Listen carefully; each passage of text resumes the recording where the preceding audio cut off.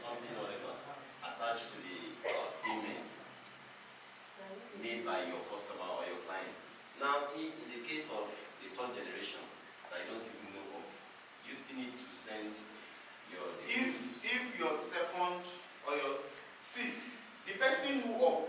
very good question. The person who claims commission is only the 10% person. The one that has 10% is the only one that will upload. Yes, it's only the person that makes 10% that will upload. So you that are getting 3%, 2%, you don't need to bother yourself. You don't need to upload. When the person that makes 10% upload, we don't just go ahead and pay the person that has 10% and we close the transaction. No, we further probe. There's something called SQL. See, we run this. So there's a way when we pay the person that has the 10%, we go ahead to further probe. This person that is 10%, is there a downline? So we see it. Okay? So even you on your own dashboard, when you register your username and your password, when you sign into your account, you will see those that are registered online. That's the way it's designed. That's the way it's designed. But it doesn't show you those that registered. My question is just about document. Like someone was asking me, is this amount you call the price? Don't worry, keep talking. Is the amount, because it's talking about documentation and hidden charges.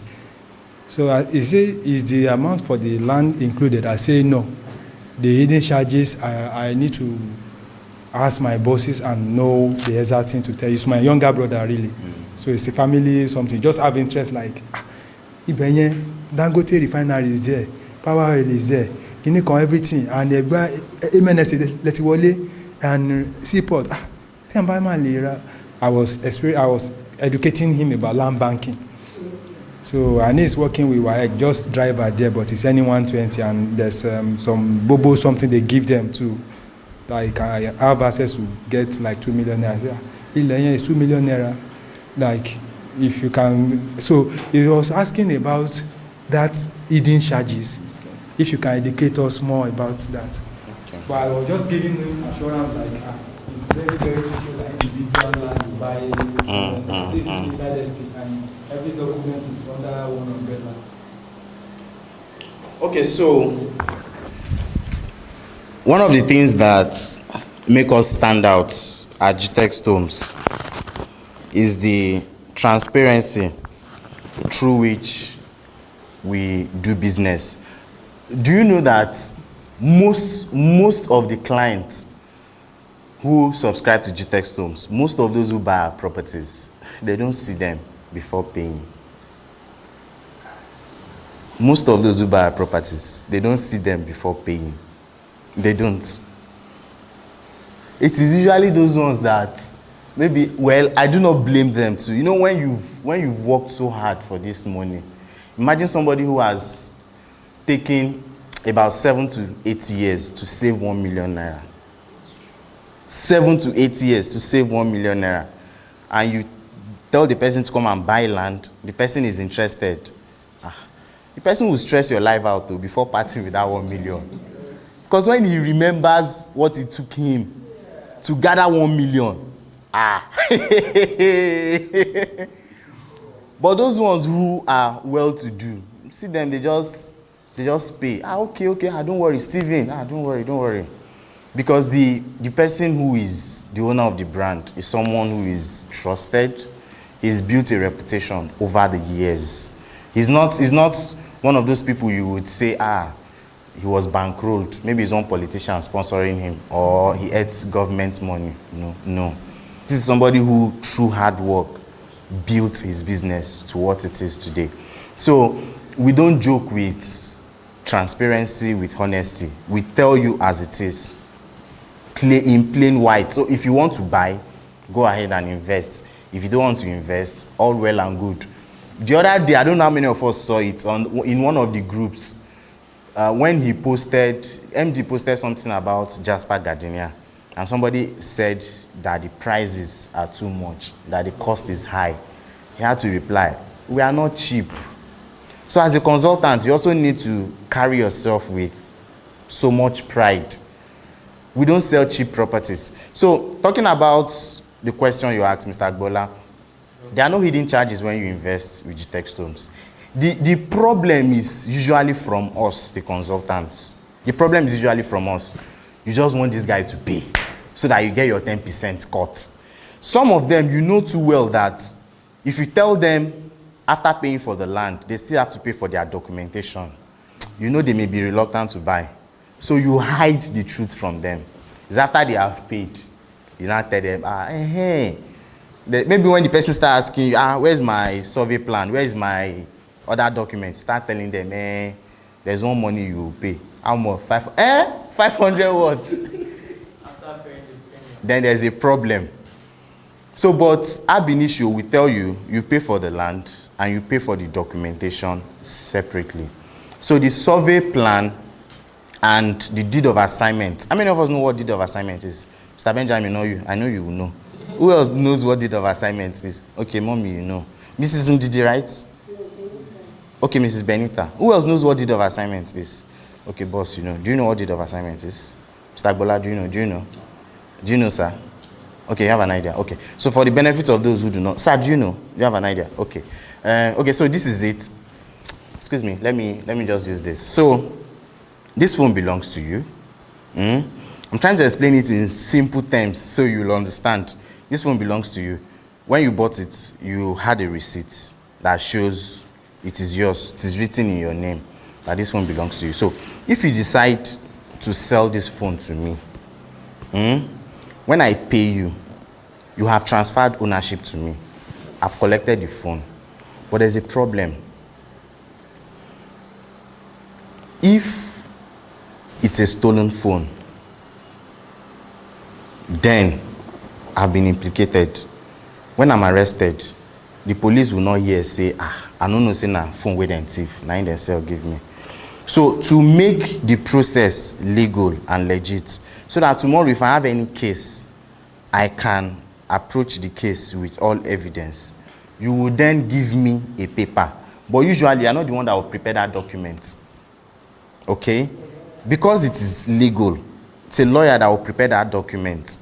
Now the document that the lawyer is going to give to me, they will not collect that receipt that you had when you bought the phone. No. This is how the document will start from when you bought this phone. That this phone belongs to maybe the makers of the phone, Infinix or Techno. And then they sold it to you as so amount of money. Now, you have now, they will mention your name, that you have now agreed to sell the phone to me at so amount of money. You know, all these are legal terms. So that document, you will sign, I will sign, then another witness will sign, the lawyer too will sign. There's also a part where the registrar, the commissioner for oaths and lands will also sign. Okay? The attorney general, yes, the attorney general, where the attorney general will sign. So you see, it's a very serious process. So that document that shows that this phone is no longer yours, that you've agreed to give it to me, is what we call deed of assignment. There's an old name for it, deed of conveyance, but the new name that is usually called is deed of assignment. So that document is what shows that, yes, you've agreed to sell all or parts of your land to me. Do we understand now? Yeah. So that is one of the documents that will be given to you when you buy a land. Another one is what you call the survey plan. So what the survey plan does is, it's also a document that shows where your land is. It shows the location of your land, shows your name. It will now also show you the size of your land, how big or how small your land is based on the size. And then you have a registered surveyor, a practice surveyor, append his signature to it, that he's the one who prepared that survey plan. So the survey plan with the deed of assignment is what you get when you buy land from us. Okay? So, but the survey plan is not a registered one. It's a provisional survey. So it is now left for you, when you are ready, you go and perfect your land documents. It's called perfection of the land documents, because that deed of assignment. After the deed of assignment. The survey plan. So the survey plan is a document that shows the location of your land. It shows your name on it, that this land belongs to you. It also shows the size of the land. And then you have, what makes it valid is, it is a licensed surveyor, a registered surveyor that signs on it that he carried out the survey of this land and this is what this land is. So that survey plan is important because if you want to build a structure on that land, you need it. An architect will need it in order for him to be able to design what your house will look like. So the survey plan is important. But that survey plan is usually a provisional survey. So there's something there's what is called a provisional survey, and then you have a registered survey. So when the surveyor carries out the survey of the land and gives you that document, you, the client that has bought the land, that has that document, will now take it to the Ministry of Lands for them to register it, for them to file it, for it to be in their records. So when that is done, it's a process. When that is done and given back to you, it becomes a registered survey. Even the deed of assignment too also undergoes registration. You have to also register it. Okay. Now, when we give out... Okay, sir. The survey that you're talking about, is there a guarantee that the land belongs to you? No. No and yes. Because it's written on the survey plan, this land is said to belong to so person. Is there a guarantee that the land belongs to you? No and yes. Yes, no and yes. It's not a guarantee that the land is yours if it is just a provisional survey. But if it is a registered survey, then it confers owner, it affirms you as the owner, because the government, except if government wants to be funny. But I know does not have title. Like when you have COO, they say let me explain what I mean. Before your survey plan becomes registered, the government, the Ministry of Lands, will carry out their own background checks. And they also do what we call charting. So charting is, you have, let's assume this is the whole of Lagos. In the digital form, it's a software. So what they do is they pick, remember, your survey plan shows your location. Unfortunately, we don't have a sample survey plan here, but in each of the way land is, you can have your land bent this way or bent that way. Usually, land is not a perfect shape. So all those corners, we call them corner points, or you can call them a turning point in surveying. So each one, where you have a bend, the law stipulates that you mount a beacon there. Okay? Where you have a land change in shape, the law says you mount a beacon there. If there's a certain limit, if it's beyond, I think if it exceeds about 5 or 10 meters or so, you put a beacon there. So that change, okay. Thank you, sir. Environmentalists. So this is what a survey plan. This is what a survey plan looks like. It shows details. Plan showing property said to belong to. So, like I'm saying, it's not a guarantee. No. That the land belongs to you. For Whether provisional or registered survey. No, I don't think. I don't think. Survey as a guarantee that you own the land. I don't think a registered survey will carry this said to. So it shows the That's what it's going to carry. Same thing. It shows the location of the land, shows the size of the land. Now this is, look at here, you have something here. If you look at it very well, you see a reading. They are called coordinates. So you see them. All these coordinates, they are the ones showing the locations of the land. So if the government wants to know where this land is, they don't need to drive down to where you say the land is. They just pick this and impute it into that software. They chart it. So that software shows you the different delineations of land. We have lands that if you buy it, then you don't buy wahala. Your money don't enter voicemail. Okay? So such lands are committed. So they are usually marked. You see them in that software. They are usually marked that this one, no go area. So if government wants to register your survey plan, thank you, sir. They want to register your survey plan. They impute it. It will show them where the land is. So they know the history of lands. They know the history. They know everything about land. So if that land is not in contest, if it's not in dispute, and you've satisfied all the requirements, you've paid the prescribed fees and what have you, they will then go ahead to register your land. Remember, the surveyor who surveyed the land and appended his signature, his details is also with the government. So they know this person that signed this is a registered surveyor. So they go ahead to register the survey. Why registered survey can be seen to confer ownership is because government doesn't just give it to you anyhow. That's why I said, except if government wants to be funny. And usually it's a function of human beings. For example, if I'm the one in charge of finally putting my signature that this survey plan is registered, and I don't do my work well, I go ahead to register it. It doesn't mean that that process cannot confer ownership, but it's just a human problem. Because where your argument may be valid is you can have a survey plan that is registered, but the land doesn't actually belong to you. It's a problem of human beings, not the process.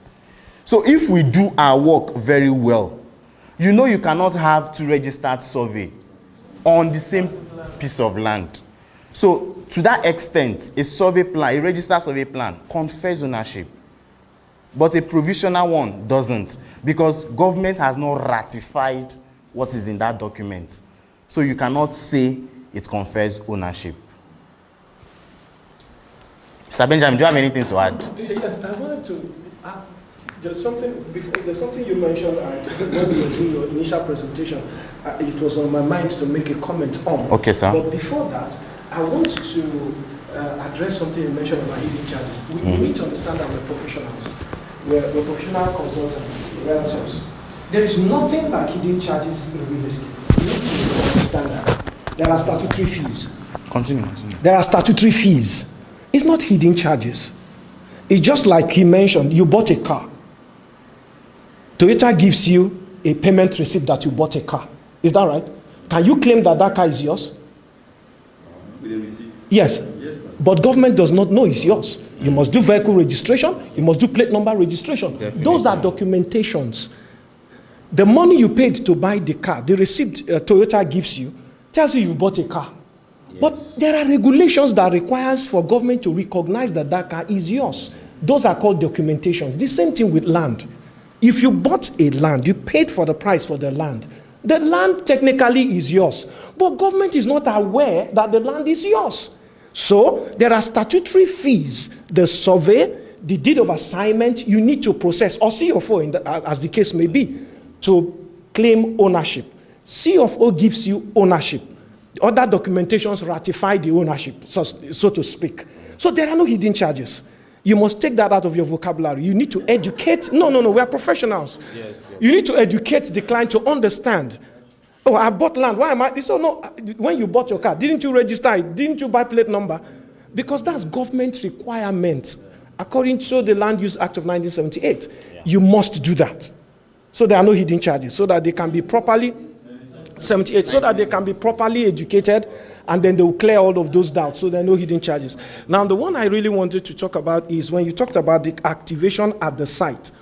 I've been watching the video for a while, and I thought that, if we were told a week ahead that there will be a 20% activation at the site, and I do an online video, is it possible that I have more people participate and make a better sale that day than just suddenly that day I got to know there's a 20%?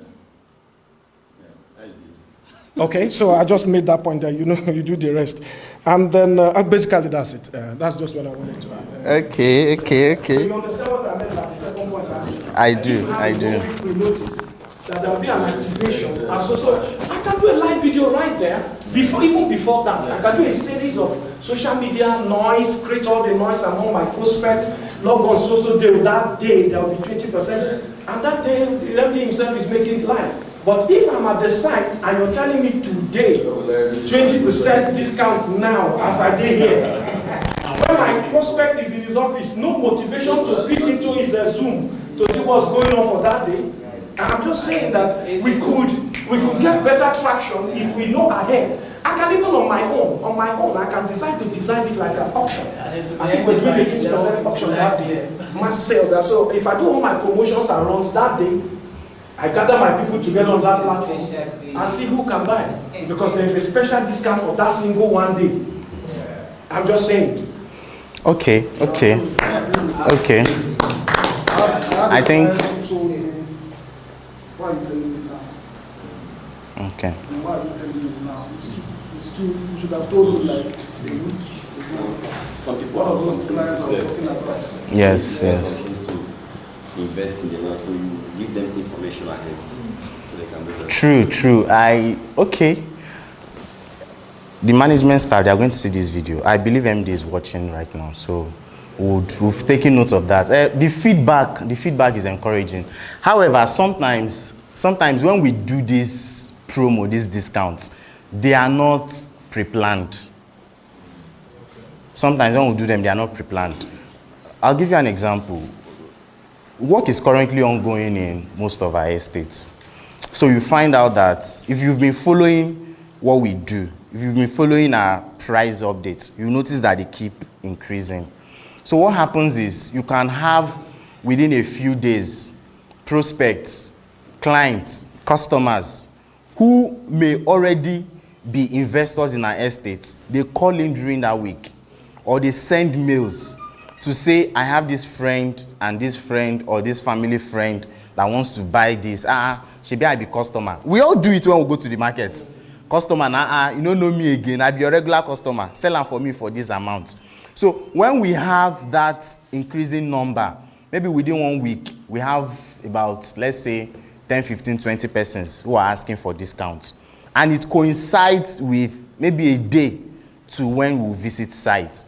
We could then decide, okay, let's just do this for our people. So that's usually what happens. But there are some that we plan that will give out discount, like the Black Friday that is currently running on Jasper Abuja. That one, the information is out there that there's some level of discount. But for what you said, we would find ways to work on it. We'll look for an avenue where we can make it easier for you, for our consultants, so that we all know ahead of time that we want to do this. Thank you very much for the feedback. Does anyone else have any other question? Okay, sir. You're talking about documentation. How far do we in the Gtext one go to get this documentation, especially the survey? You mentioned provisional survey and registered survey. Do they also get you the registered survey also, as in the clients? Can they go as fast helping the clients to get? Yes. If a client wants us to help him or her to perfect the land documents, yes, we'll do that. We'll do that but it will be at the client's cost, not. But ideally, where we stop is at the provisional survey. Yes, the provisional survey and the deed of assignment. Now, there's something interesting about the deed of assignment that we need to know. Dr. Stephen. Dr. Stephen, Doctor, are you meditating? It's not easy. Lagos. The stress here. Mr. Benjamin, I know you can't wait to leave. No. I'm just following up the office. No, I mean, you can't wait to go back to Abuja. Abuja, definitely. Just by Sunday morning, next Monday, then I'm in Abuja. I mean, Lagos is something else. Yes. The traffic, right? Some of us that have not, maybe if you've visited another state and you've stayed for at least 3 days, you will understand that Lagos is something else. Funny enough, I went to my mom's area. I came back looking refreshed. Imagine. Not because of anything, no. But you go through everywhere. Yeah, you wake up 4 o'clock. For the weather, All these things. Secondly, again, the stress, the noise. Yes. Lagos. And the carbon dioxide and all these things that we hear on daily basis. So they contributed. I went for burial, I spent money, but I came back looking refreshed. Imagine. Did you go for honeymoon? So Lagos is something else. Lagos is, when I see people getting fat in Lagos, an old man running after baby. You know, somehow, in Nubu like this, 7 o'clock, civil servant, see, That's the preparing for work. So a lady went there for treatment in the hospital there, and around 5 o'clock, she was busy brushing. And then Nana came out and said, who is making this noise? I'm preparing for it. Is he preparing for something? 8 o'clock. You know, that's how we are wired here. Lagos. Yes. So well, thank God we are used to it. When I was still in the university, when I know I'm in Lagos is when we get close to Ojota and in the bus. No, it's not even a traffic, but that's not really what brings my consciousness back that you are in Lagos. No. What makes me know that yes, I'm in Lagos is when I hear yes, that's when I know welcome back to Lagos. But a lot of people have argued that if you take out those things, then it's no longer Lagos. That's what makes Lagos Lagos. If you leave Lagos, just like you said, each time I come and you get back to Abuja, suddenly for the first 2 days you feel you're bored. Because Yes. you've done everything you need to do. You need to feel as you're lazy, as if you're lazy for back in Abuja. That peace of mind, doing things with some peace, tranquility. A lot of people have lost that sense. Yes. They've lost it. So all their systems, their sensories, and everything is wired Yes. up. And that's why any moment you find out that a particular area that you know is always bubbling, when there is, there's nobody there, it's calm. You feel like, something must be wrong. Something must be wrong.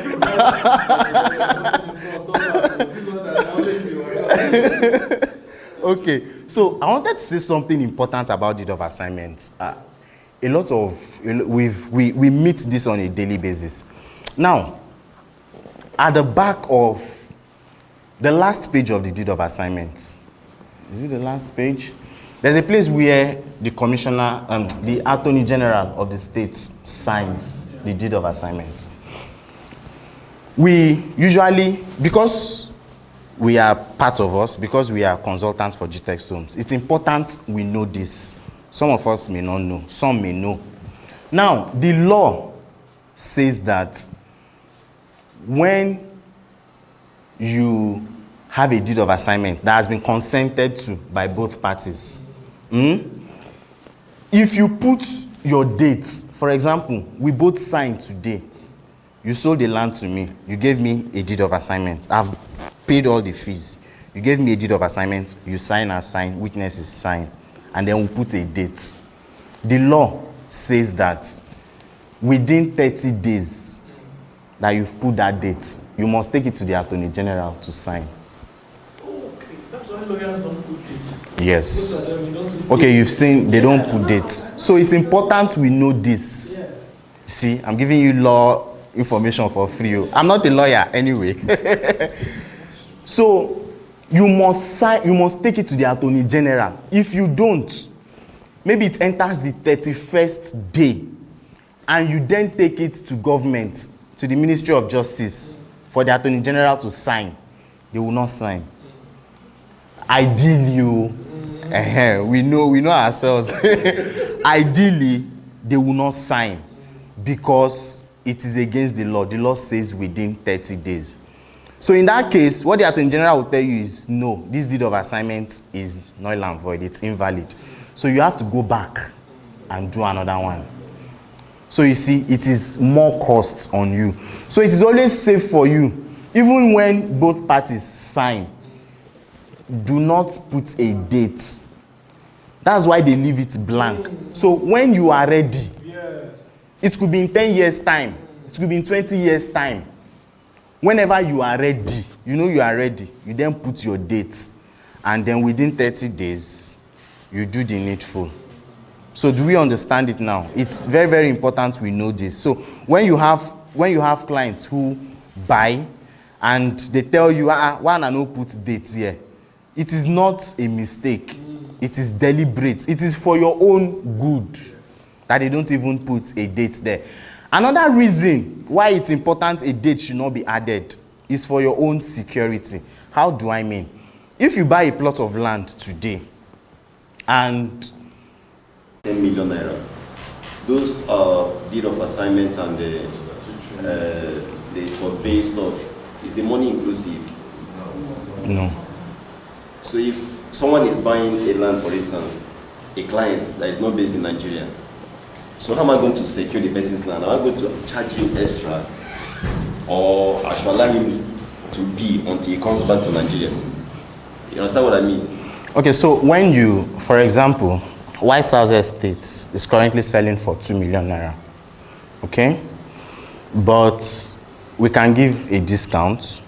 So if you buy this now, let's say you buy it for the 2 million naira it's selling. Okay? What we will give to you is a receipt showing that you've paid for this land. That's what we'll give to you. A receipt showing that, yes, so you paid us 2 million naira for this land. So it's between us and you. The documentation, the land documents, which is the survey plan and the deed of assignment, will be given to you, the client, when you pay for those ones. It's 500,000 naira. Okay, so is it not best we tell our client that you are to pay 2.5 survey and the deed of assignment inclusive, so that they know? Well, if that's your own way of wanting to communicate to them, you are free. But we only focus on the costs per plot on the land per estate. But we still go ahead to tell you that there's a separate fee for the documents. Why we do that is, over the years, a lot of real estate companies, if, for example, how do I explain this now? How do I explain this? A lot of them, when they tell you the land is, let's say 2 million naira, and the document is supposed to be 500,000 naira. They may not necessarily tell you that the document is inclusive of what you are paying for. So when you pay that money, they still go ahead to charge you again. So that is where this issue of hidden charges come in. So we wanted to solve that problem when you're buying into our products. That's why we tell you, this amount is for this. But you still have other documents on the land. This is the amount. We let you know ab initio. So you do not say there's any hidden charge. One other one we probably did not mention is the developmental fee. So we are not government. A lot of people have asked, I've bought land, I've paid you for land documents. Why am I paying for developmental fee again? We are not government. This is a company creating a new city. What do I mean? Lagos is filled up. Most of the places we know are filled up. So we need to create new cities for people to live in because our population is increasing. So when we create these new places, they need basic amenities for people to be able to thrive and live in them. Roads, security, water, light, and what have you. Sewage, drainage, what have you. So it is the company that will do these things. And they need money to do them. And they are not free. They are not free. Do we understand? They are not free. So that's why these monies are being charged. So when you pay them once and for all. So those things are being put in place for that the concept of the house you have in mind to be able to come into reality. I mean, there are a lot of real estate companies, if we know that they promise they will do heaven and earth, and then years down the line, there's nothing to show for it. Because they are not being truthful with customers. They are not being truthful with customers. If you're truthful with your customers, they will know. You will tell them, this is what I want to do. This is what it's going to cost me to do it. So those who like, remember, you can't be selling to everybody. You have to have your own target audience. So those who love what you want to do will buy into it. And then you give them what you have promised. So that's how it works. That's how it works. Is the 500,000 applicable to all the estates or they are priced on the homes? Yes, for the documentation, yes, it's applicable for all the estates, depending on the title on the estates. Okay, it's confusing. Why is White House selling for 2 million naira and Burial 2 is selling for 15 million naira? It's a number of factors. Location is one of them. One other thing that makes a land to be expensive is the title on the land. In Lagos, for example, if anybody is selling the land to you and tells you that the price of the land is 4 million naira, and that it has a C of O, that person is lying to you. Seriously, even inside water. That person is lying to you. That person is lying to you. And a lot of people have been deceived. It's a common given. If anybody wants to buy land, the first question is, hope say get C of O.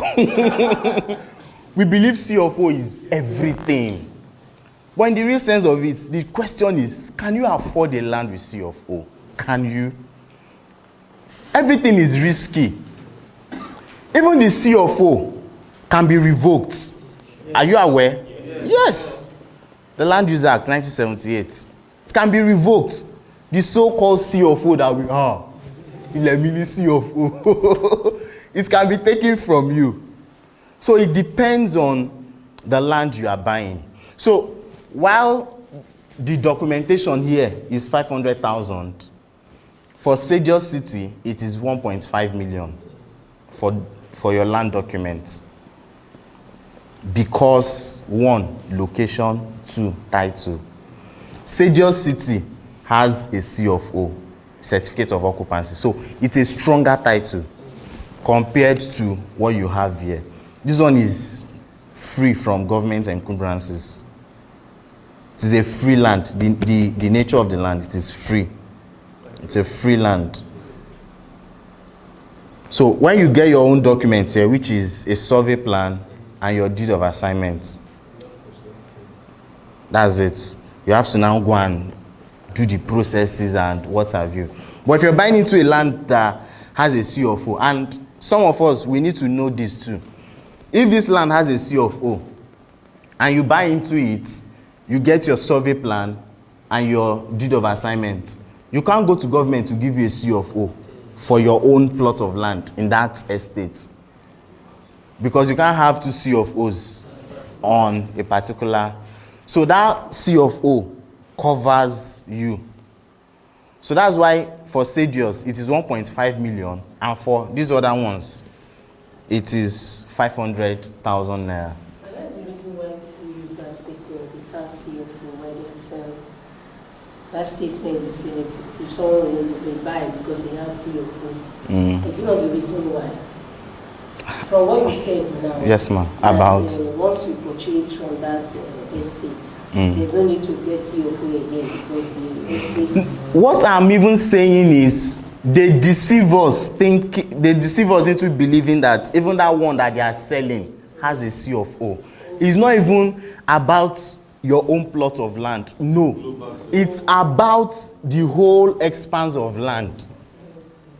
You cannot tell me that in Lagos now, you cannot tell me to come and buy into this estate for 4 million or 5 million, even 8. You can get 8 down in the Lake area. Yes, 8 will depend on the location. Yes, you cannot tell me this land now is 5 million naira in Lagos and it has a C of O. Mba, there is something wrong. They are lying to you. They are not being truthful.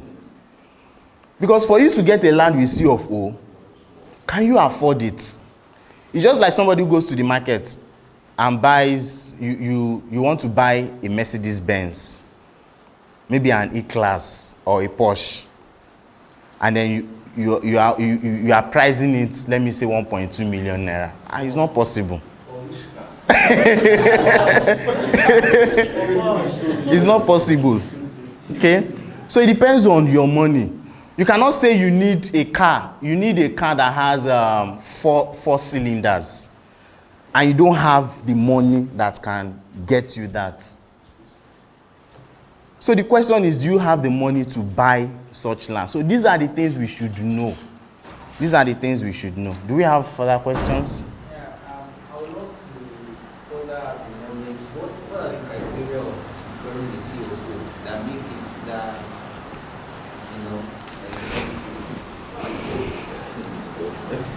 It's just the bureaucracy in government, and that's why you go to some states when someone is contesting as governor, you find out that one of his promises will be that in the area of land he's going to make certificate of occupancy, the acquisition, very easy for people. It shouldn't be like that, but in Nigeria we know ourselves. Something like that. They did it. Yes, they did home ownership. Yes. They did it in Ogun State, that they make it more easier for people to come in and have their say. It's just like what government is currently doing now by doing free business registrations for people now. That is currently going on. Before, business name registration. Before it wasn't like that. For you to register your business, you know how long it will take you. But today, they've made it easy. Okay, come and easily register your business. So that's why it shouldn't be like that. It shouldn't be like that. Dr. Stephen, you have something to say? What's going on today, sir?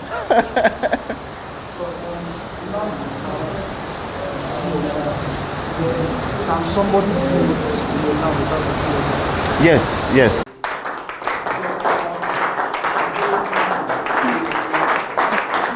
Thank you, sir. Thank you so much, sir. I'm grateful, sir. All right. So great and honored to be here again. Good afternoon, sirs. Good afternoon, ma. So awesome. New faces joining us. Old faces increasing by the day. Thank you so much for making out time for this GCP program. And I sincerely do want to appreciate the great man himself, Mr. Dominic, for the great work that God is doing through you. Thank you so much. Well done, sir. One good thing that many may not know is that every deed is a seed. there is no good thing you do that you won't get back on this world. Not in heaven. It starts from here. You know, when you see a man who is so dogged and serving another man, he's got an understanding of the fact that the word of God cannot but come to pass. Genesis 8:22 says, while the heart remaineth, seed, time, and harvest will not cease. And one day God was telling me what that scripture meant. And I said, Lord, what are you saying? He said, seed. He said, we always compress it together. He said there is a difference between the seed, the time, and the harvest. You know, he says, seed, while the heart remaineth, seed, time, harvest will not cease. He says there is a difference between the seed and the harvest. I said, so what's the difference? He said the time is the difference. So I said, sir, please explain further. So he said, you know, this God is so humorous. He began to give me an example, practical example of what seed time and harvest means. And Mr. Dominic, this is particularly for you. He said, when I see a sandwich, what you enjoy is a function of what you put inside. So when you look up and you look down, you can see bread on top, you can see bread down. But what is inside will be different. When I hold sandwich, it will be different from what you are holding, even though we use same bread. But what we tend to enjoy is a function of what we have put inside. He says, so a number of times, many of us sow seeds, but we water it with complaint. So what we put in it during that time is complaint. So we don't tend to enjoy the harvest. He says, so when you serve another man in that which does not belong to you, it's what you are putting into it is time. So what you tend to get will always amaze you at the end of the day. Now, by His grace, working under my employer that God used for me immensely, even though I never knew God was going to use him for me, I was just doing my own thing. And serving him for years as an apprentice. Yes, I was a staff. I came in like a staff, but I told him from the day one I came in that God sent me here to come and learn from him. And he said, oh, that's good. I'm ready to teach you.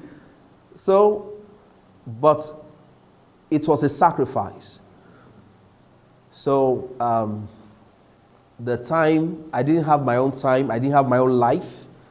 I had to give in everything that I had. So if I leave the office 1 a.m. or 2 a.m. in the midnight, I must still get to the office by 8 to start the devotion in the office. Notwithstanding the time I leave. Those were the time. So the seed was there that I've signed up to come and serve a man. And so what was I doing with the time? Was to serve him, whether he's there or he's not there. So when the harvest was going to come, now building estates for another man when he's not around, and having built it by the help of God, you can't say a contractor came to settle you with money that, Oga, give us this job. This is what we are giving to you. You can't try it under me. So, but it was so foolish of a man to do, sincerely. It was not fashionable. That you mean you are still in this Nigeria, that you don't want deal. Oga, add load now, put your own, we'll give it to you. The day you say it, you have lost out on that project. But the way I smile, people don't know. They say, man, try nonsense, but you know what happened? At the end of those years, by the time God released me from under him, when God was going to settle me, it was a big settlement. So when I say that when man says well done to you, it could be a deceit. But when God says well done, you are settled for life. So it's better you wait on God's well done. Man's commendation could be a deceit, but God's commendation could be a final settlement in life. You know, God helped us when I was in Abuja to do one small project, and it took years to do. Why? Because it was from my savings, from my salaries and commission that I was putting on that building project. So meanwhile, I was signing millions. Shebia, it's for me to tell you to help me load, and you give me what you load, and I go and put it on my project. I'm talking about estates, as in not land. They are houses. Build, deliver. Build, deliver. But by the time God sorted me out, the project that should take me like 30 years if I would save, God did it in 9 months. To the glory of God. So that's why I said, every deed is a seed. When you put in your best at serving another man, He sends you men when you need men. He sends you money when you need money. He sends you favor when you need favor. He sends you material when you need material. There are people who have built mansions in this world, who has built skyscrapers in this world, and their money was not involved till they finished. It boils down to what you are planting today. What are you planting? What quality of seed are you putting on ground? Please, it is not all about money. No. I've said it in one of our trainings that I was made to realize that there are 7 currencies in the world, but we pay emphasis on the number 7, which is money. What a sad story that this generation is so bent on the number 7th currency, the Sorosuke generation. Just give me the money and let me go. I gave someone an opportunity to appreciate the person, and I said, 2 things I'll give you. I said, 1, I either give you something to say thank you for making this project happen, or you take an opportunity to be doing supplies on a site. Nobody will take it from you, and you'll be making your money. The person said, give me the money.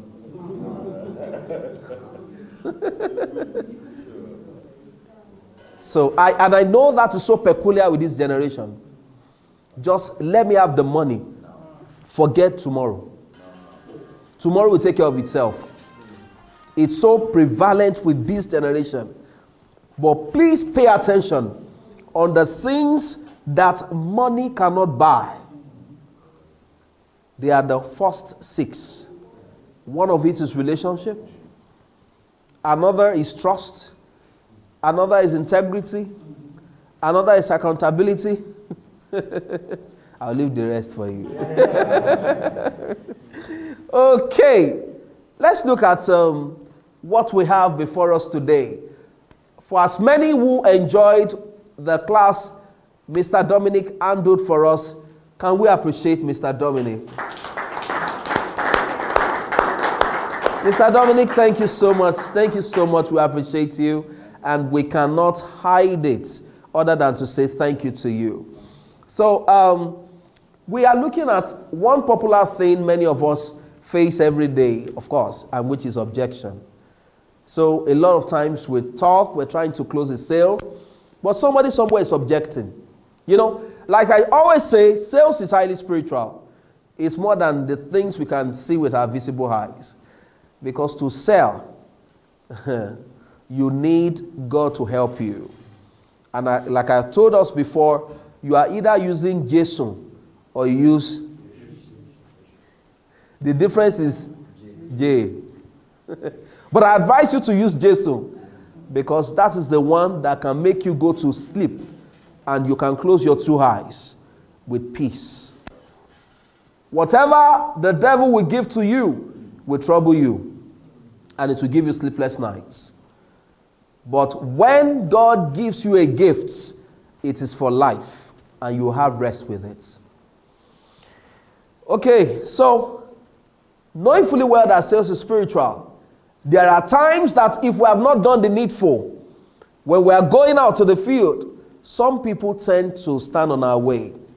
E.g., you are talking, somebody interrupts and say, "Madam, what are they saying?" You need to bind such people before you go out. Fact. That's why I keep saying sales is spiritual. Mr. Dominic, please help me with that. There are people disturbing the phone. So you can help me take away the missed call so you can record. And you can help me bring it closer, sir, so I don't disturb you. I had to send my pilot out. You should have. I thought he was going to control the recording today. And a lot of people are joining us online, more than the people who can see on ground. Yes, yes. Seriously. Somebody told me, and he said that, "Sir, please," the lady read out all of the things we did that particular Tuesday. She took a note, a comprehensive note, and she sent it to me and sent praying for me. And she said she made a sale of, she sold a house of 125 million. She sold 2 within 1 month. 125 in the same estate, making 250.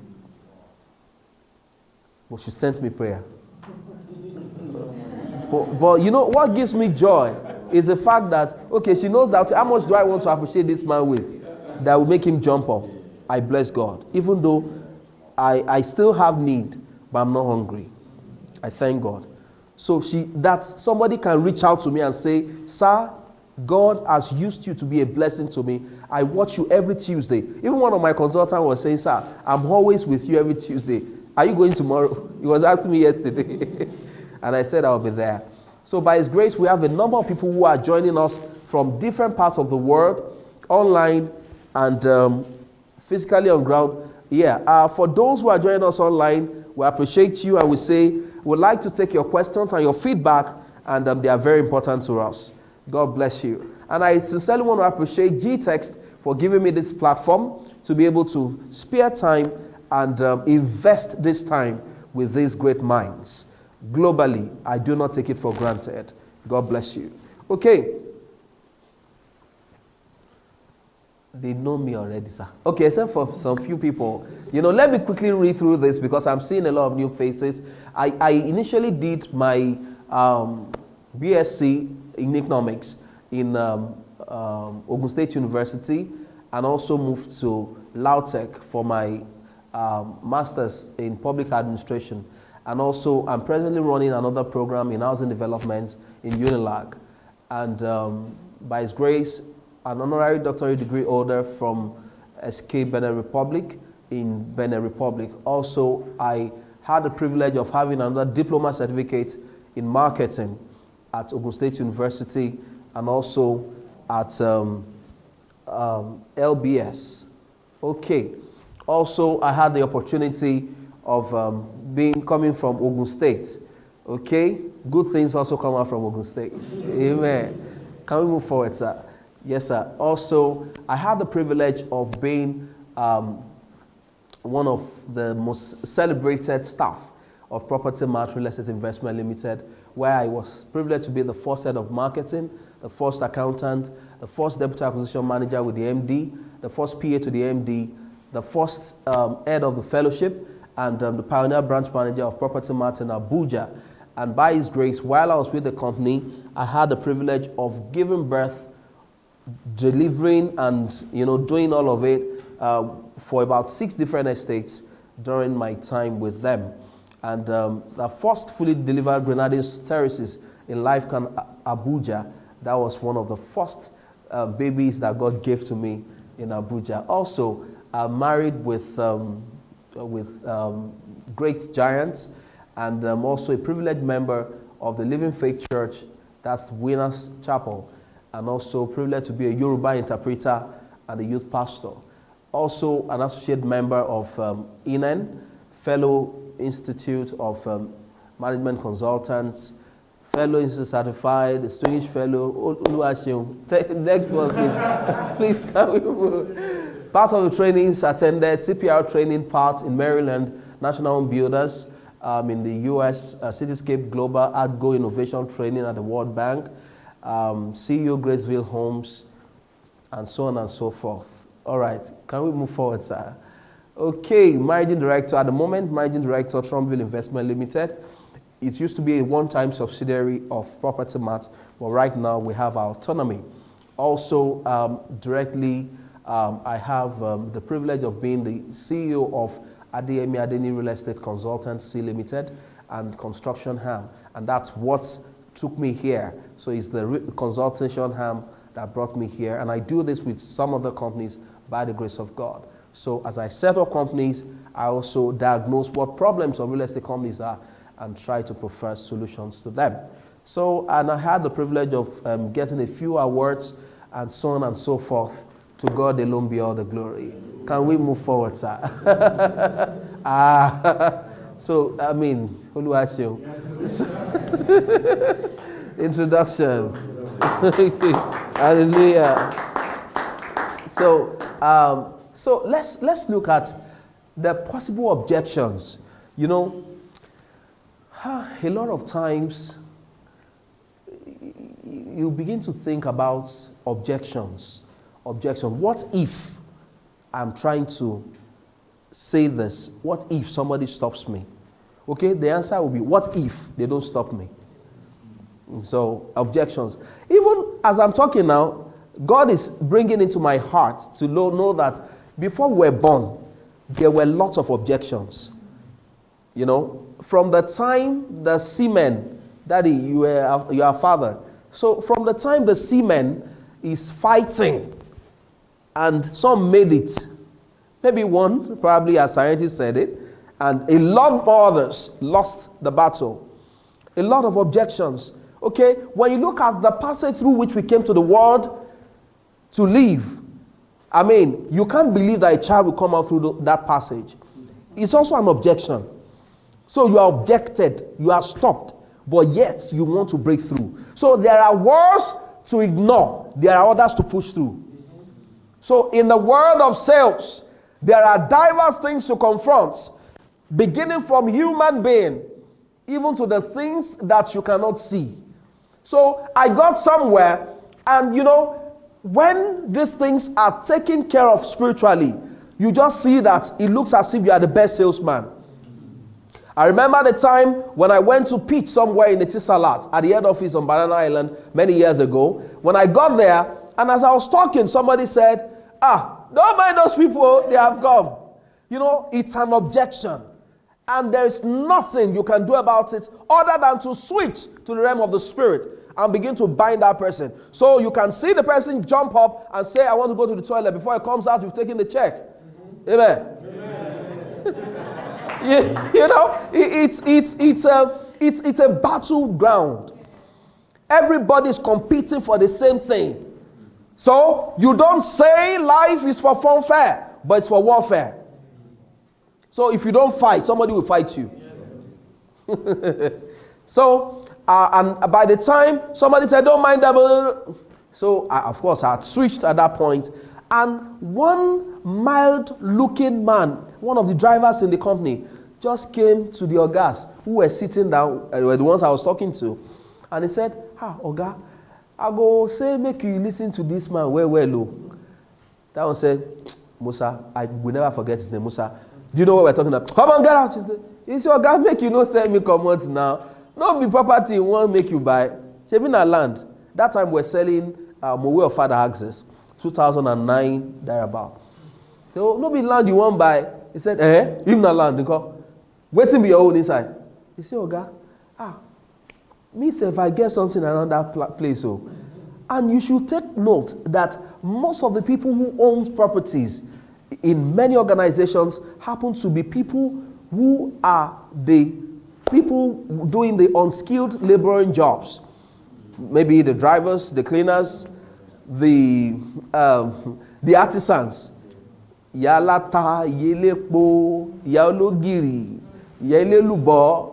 They are landladies, they are landlords. Many elites, they keep forming till they get deformed. That's the truth. Everywhere looks so far for them. And I always say, no place is far, depending on where you are coming from. So, I mean, this guy say, Oga, I beg, make I tell you, one of my uncle, where they for abroad, say make I go up and check one place, say one company come talk to them. Say make them go check the site. Now I go check. I like the place. I tell him, say the place they okay. Say he can't say make I buy. He buy 10 plots. He can't buy for me too. Say as I talk, and they talk to you, Oga, I don't build my own house there too. All the Oga now kept quiet. They say, be like say you know what they talk. Oh. He said, Oga, if you drive, you go there now. Sir, ma, that was how God closed the sale for me. So before I knew it, they just said, okay, tell us more. So, and I was able to marshal my point, and they listened well. And right there, they asked me all the questions they could ask. And some people started buying outrightly. They gave me checks. Some people started doing installment payment. Do you know that many of these people that we're talking about today, some of them live inside that estate today. From there, they go to the island every day. And let me tell you something.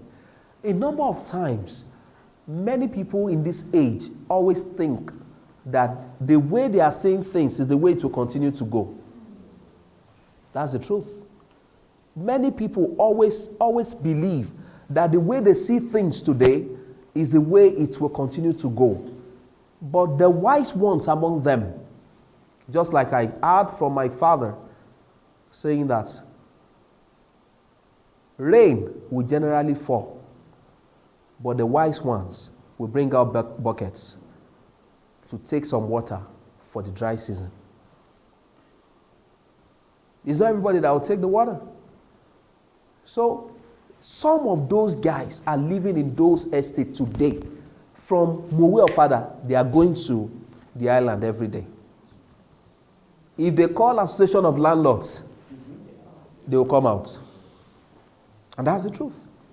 So what kind of job are you doing? I'm giving you tips. These are things that we face on the field. That's why we say, who will go and live in that place? Aha. You've been there. You know, people say all manner of things. I remember some time ago when we're living in, when we had our office in Akiode bus stop in Omole here. That was where Property Man started from. And one lady, our account officer in FCMB came and said, sir, please help me tell all the people that you meet that you are still canvassing to buy properties, to buy. Because Omole Estate, where we are, she said our father was begged to buy a plot. He said, never. What are they doing inside that place? That bush? So he had the money, but it was a bush that time. Eventually, he managed to buy one plot inside this Omole. That's where they are living now.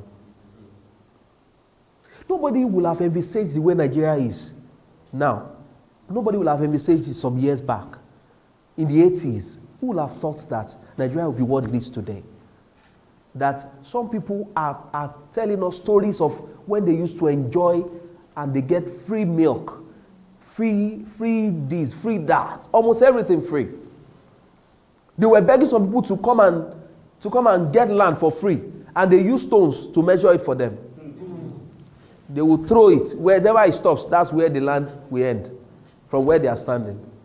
I remember that day we were going to Agbowa, one of our estates, and we met one policeman on the road and looked at the name on the body of the car and said, you people, they sell property? We said, yes. How much be your cheapest property? We told him.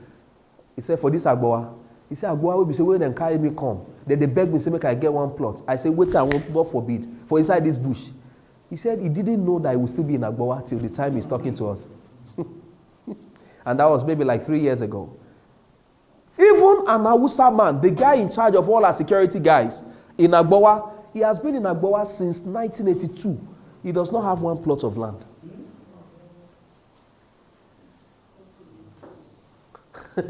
Since 1982. So I said, Alaji, but even if now to the take and do ranch, they put cow there. He say, Oga, I don't know, say this place could develop like this. Since 1982, the child they gave back to them, some of them are grandmothers now. The ones that are fast, they are grandmothers now. That's the truth. So what are we saying? You meet objection on the way, but you must be equipped with examples and illustrations to open people's eyes. When people talk about buying properties, when you tell them about buying properties, what comes to mind is making it for residential use. Tell them to see it from the investment angle first. It's not compulsory you live there if you build a house. You can actually build and give it out on rental. If you must live in your town, live in town, but own something outside town that can generate the revenue you need to spend in town. You can be in town and be paying 5 million naira, and you can own properties that by the time you generate all of the income together, it will be able to pay your 5 million that you are paying in town.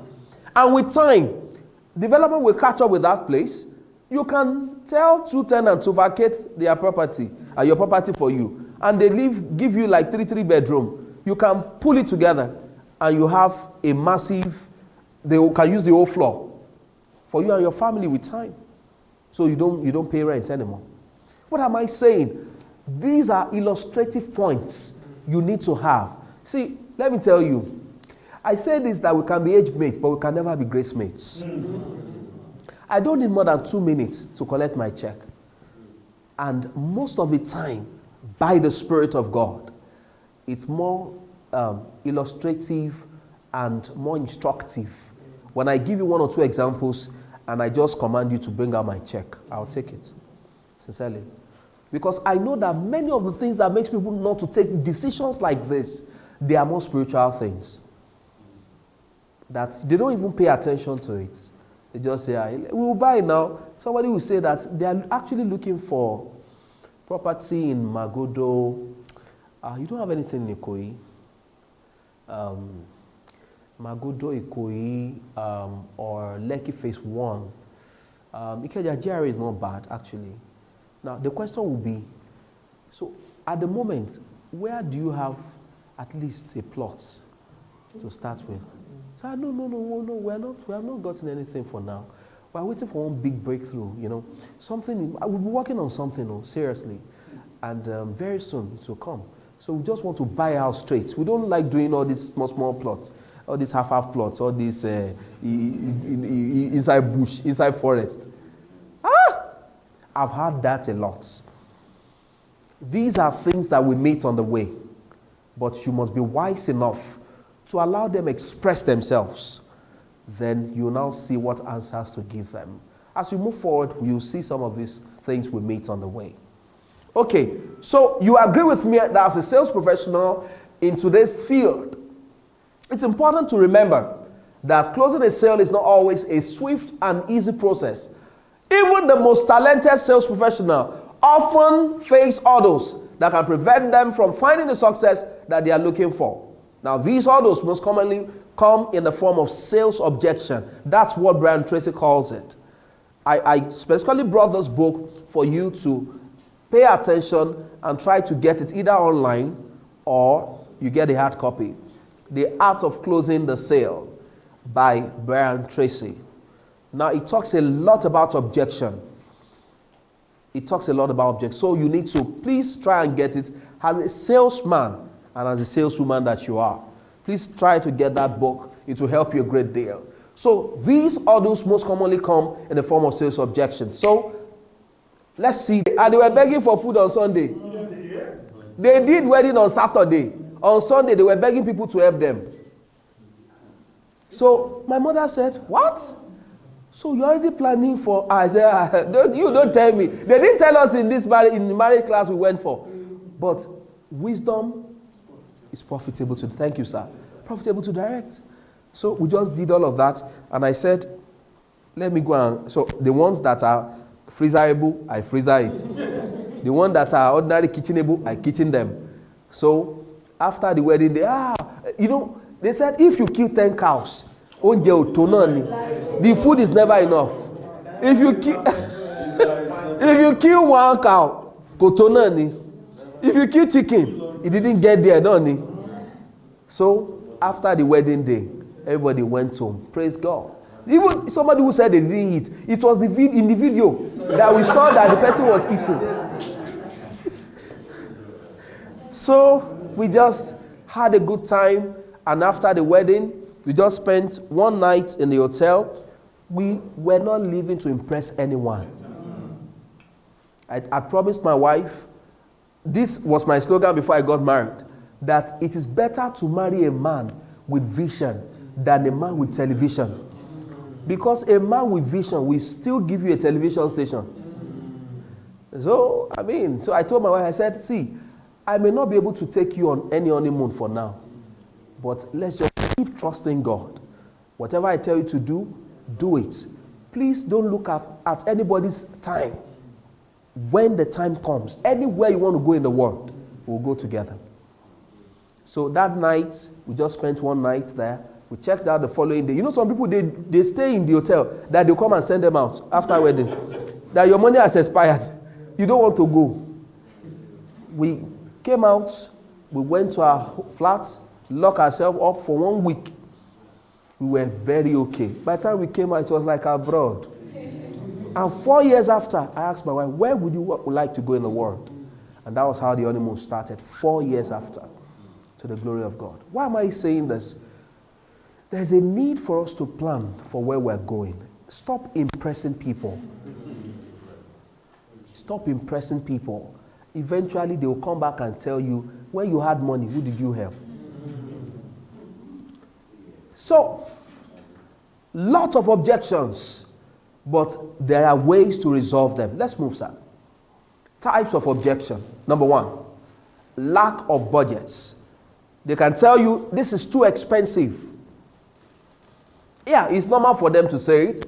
Objection based on price are the ones you will come across more frequently. And that's because purchases come with some level of financial risk. So as a sales rep, you want to consider the positioning of your product or service and how to demonstrate that value. So when they talk about anything that has to do with money, then equate it to value. Can what I am offering, does it go for, should it be for this amount, or it is overpriced? It's an objection. Somebody can say, how will you be talking about buying this estate, this plot of land for 15 million? Why? You must be able to answer them. What value is it offering? How much do they rent houses around that axis? These are some of the information that must be at your disposal. So they can equate it. Do you know that there are professionals who can calculate how much a property must go for on rental when they hear the amount you are selling a plot of land? They just put on it. There are formulas for it. They'll tell you shouldn't go for more than this amount. So when you hear objection that has to do with finances, it is normal, but you must be able to just demonstrate what the value is. So this turns the conversation into one about risk versus reward. It's a risk you are taking today, but the reward. Okay, we sold a property in Ikeja GRA, one of our estates. At the moment, we sell for about 65 million. But because of the fact that it was sold for off-plan sales, we did it for the first person at a rate of 40 million. It was a risk, but the reward is that by the time this flat is completed, it sells for 80 million naira per unit. That's the reward is, you know how much you have saved when it is completed. So the land you are buying in Gtext today, or that you are selling for this company today, you know how much you are selling to people. Now Gtext is already doing some works on site. By the time people start building, they can never buy it for that amount again. That's how it comes. So somebody needs to defend why you are selling what you are selling. It's risk versus the reward. So by providing value and painting a picture of where your solution will take them, they can be convinced that it's enough reward to justify the risk. It's enough reward to justify the risk. Okay, you are saying I should buy this property, like for instance, Sadios Estate in Ogudu. The amount that is going for at the moment, don't tell me that that is the amount you continue to go for. In the next couple of weeks or months, the price will jack up. Because by then, maybe somebody will have started doing or digging the ground. One thing people don't get to understand is the day they bring a digger to the site, the price jacks up. Now, I remember a time, this thing is disturbing me. I remember a time that a man told me that one of the sales rep in the company, one of the managers, had served him for 10 years and they want to reward her. Though she was not going, but they just want to appreciate her. So they now said that I should take her to some of our estates to go and see the one she'll like. So I took her on a tour and we got to a place where she really likes. And it was selling for 7 million that time per plot. It's somewhere in Arepo. 7M.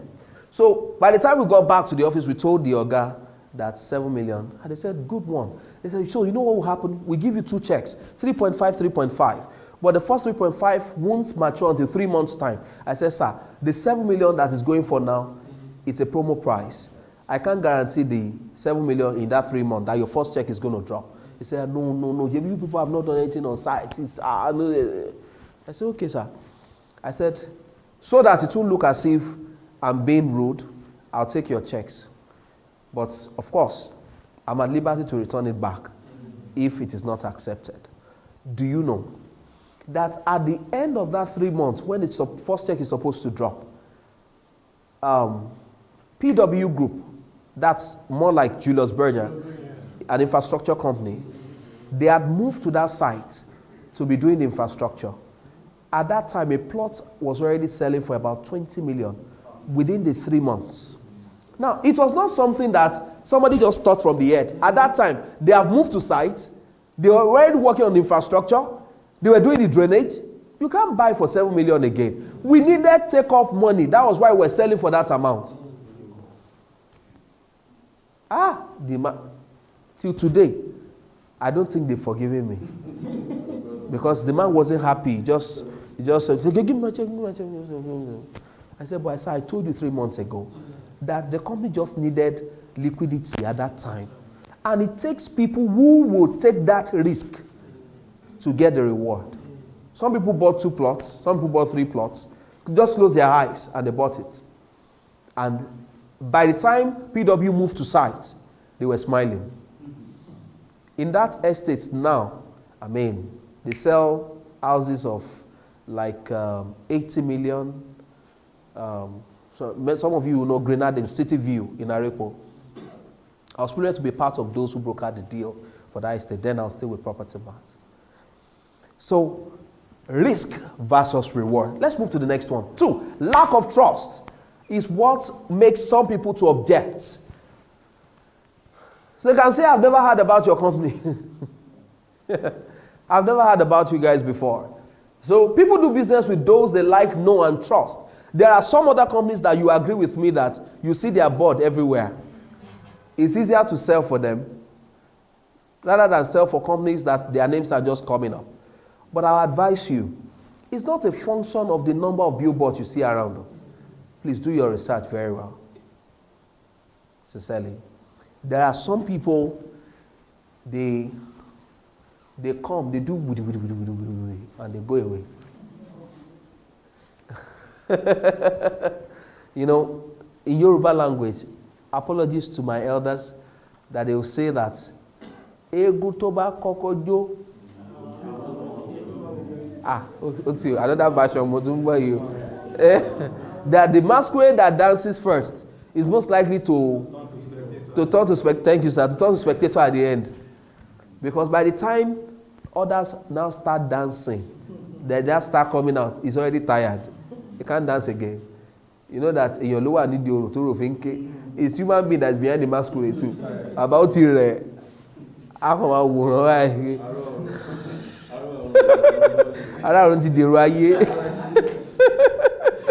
okay, so lack of trust. So people do business with those they like, know, and trust. So it's not a sin that they don't know the company, but we're just taking it one step at a time. In some cases, the prospect will have likely interacted with your content or be familiar with your organization in some ways. This objection could be overcome by jogging their memory, or you might consider your sales circle and whether it's visible or not to nurture them. However, They may be genuinely they may have not have heard of you genuinely. It's at this point that you double down on the value you provide with your elevator pitch. Every opportunity you have to talk to somebody who objects you, please make sure that you are giving a good value proposition of what your product can do. Okay? Now, I had the opportunity of speaking somewhere many years ago, and at that place, you know, elevator pitch. How many people can tell us what you understand by an elevator pitch? Okay.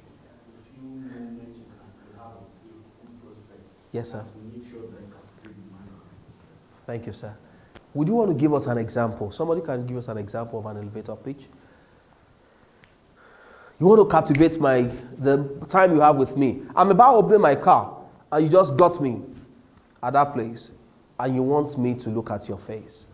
What can you say to get me? Yeah, no. You can demonstrate. You are free. Please come and demonstrate. Ma? Yes, ma'am. Okay, ma'am. I can quickly say, good morning, sir. My name is Benita from electricity company. Yes, ma'am. I know you're a businessman and you really need constant light. Despite the fact that the NEPA is not really stable, but I know there are so many places in Nigeria that still benefit. You have spent more time. If I was asking you out, you will have left me. Yes, you will wait. You wait. One of the first things, ma, is somebody talked about compliments. You can give a compliment. Like, I like your gown. And you know that no matter that kind of woman, you first say you like something.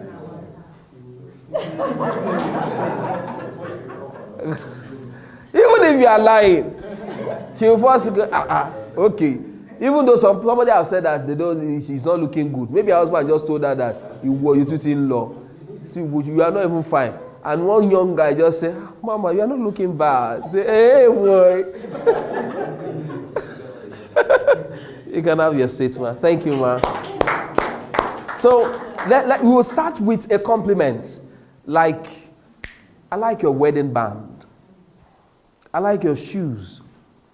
You know, it's a short moment, but say something captivating. I like your haircut. I like your necklace. But make sure it is genuine. Don't see somebody whose shoe has caught Bobby. He's already walking like somebody with bow leg. I say, I like this shoe. He says, what do you like about my shoe? What do you like about my shoe? You want to touch that? In sales, can you do what, sir? Can you compliment us? Sure. Yes, sir. Yes, sir. Sincerely, when you talk about elevator pitch, one of the first things, there's no rule. It depends on who you are talking to, who you want to get his or her attention. And this came out of the word elevator. You meeting someone in an elevator, and you know that you have few seconds before you guys go to your separate floors. So within that few seconds, what can you say that will make the person say, can you stop at my next stop so we can continue this conversation? That's where this came from. It's taken from the word elevator. So when you have that short moment with me in the elevator, what will you say that will make me say, can I follow you to your floor so we can continue this conversation? Okay? Now, I had the opportunity of talking somewhere, and my colleagues that were there together never believed that I was going to push them to do the talking. So, of course, while they saw me, everybody was happy that, he's going with us. And we got there, I just said, Amaka, talk. I said, hey, Oga, Oga. I said, you would, if you want to die, die now. But you will talk. And it was, I remember it was a national hospital in Abuja. And it was the cooperatives. You know, they had their annual meeting, get together, so we're to pitch. So and they were calling companies one by one. So it was our turn. So I didn't tell her even before they were called. By the time they said, and the next company is, and I said, Amaka, go. You must go now. How God make her no do this outside. I don't do this one. So when she got to the stage and she started talking, and I said, so I quickly rushed there because I saw that truly she has wasted our time already because she was not prepared. And the motto of Boy Scout is be prepared. So at every point, you can meet someone whose sales that you are going to do with will turn your life around in a place where you least expect. You must be prepared. As a salesman, be prepared. Any small thing can lead to the next conversation. So I just try to know a little about everything. I'm not a football guy. I don't like football. But I listen to news as it relates to football. So when they are having a football conversation, I can also join. So you talk about designer shoes, designer wristwatches, jackets, names of Italian jackets. You know, you must be fashionable. You must be able to talk when they are talking. They talk current affairs. You don't say it doesn't concern you. It must concern you. Because that's the basis for which conversation starts. You know, you talk about NSAS. They start the conversation. You just keep quiet. You say that you are born again. Because you are born again, is that the reason why you shouldn't know what's going on in your country? So, what am I saying? Is, you know, by the time I saw that Amaka could not handle the crowd she saw, you know, I had to take over from her. And I just told a little story. Ask me what was the story. Okay? It was a story of Esau and Jacob. You know, we saw in the Bible what happened when Jacob prepared porridge and Esau begged to eat from the porridge. And Jacob struck a deal that I'll give you, but sell me your birthright. And it was a deal. And Jacob gave Esau the porridge. Esau back there, finished it. And from that day, Esau started calling Jacob, but that Jacob. Now that in that same way, even though everybody laughed when I told the story, short, just like the way I said it, under, you know, I've not spent more than 60 seconds to tell you that story. So, and at the end of that story, in the same vein, many people have actually sold their birthright over maybe a few bottles of perhaps beer and pepper soup at the close of work every day. Those places you go and you tell them, serve them round. Do you know how much you spend in those places? And somebody will start calculating. I now brought the story of one particular man I know. I won't mention his name because he might be watching. The man lives in the US and he comes home to Nigeria regularly. And one day it was the barman that told him, he said, so person, don't buy beer and pepper soup for your friends again. That one said, what do you mean? The barman of the place they were going. He said, what do you mean? How will you be saying that? Do you know who they are to me? He said, sir, where your house be? They. He said, who they live with? He said, I live with my uncle when I come to Nigeria. He said, sir, now I don't ask before I tell you. Now only you be tenants out of all these people. All of them, they come from their house, come this place. Now only you no get house. He said, what? How do you know? He said, Oga, I won't help you. That's why I have to tell you. So he said, so what should I do? He said, the next time when they come, tell them make them pay for waiting and chop. And he kept quiet. Who told me this story? It was the man himself that told me. He said the next time they gathered, as usual, you know, when they see free things, people can take like 5 bottles, like 6 bottles, especially when it's chill. Amen.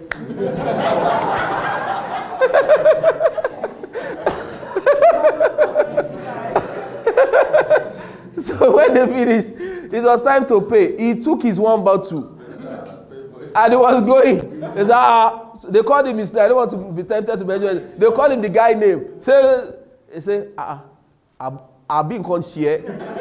He said, so I will pay your money. Say, no bring my wallet, come. You don't know, say you won't come, take some. Pay for your what you have taken. You know, go do like this now. You know, all of it. Baba, hold them down. That was how he broke free from them. Now, that short story, people laughed, but they kept quiet after a while. All I had, because Amaka had wasted like 3 minutes. I had just 2 minutes left. They gave us 5 minutes. And within that 120 seconds, I was able to tell the story, and I advised them that begin to calculate from today. If all you have been putting in those places where you serve them around is 5K per day, 5 times 5, 25,000 in a week. That is minus Saturday and Sunday. If you are a loyalist, that you go and watch match there over the weekend, you use 7 days in a week or 6 days. But averagely 5 days in a week, that's 25K. 25K multiplied by 4 weeks, 100,000. How much are we asking from you for installments? Do you know you can actually afford it? People kept quiet. Elevator pitch. Short time, but you can tell a story that will keep people thinking. We finished talking somewhere someday. Somebody said, it's me that you spoke to the other time. Those are remarkable words. The words that the Holy Ghost goes to prick people's hearts and say,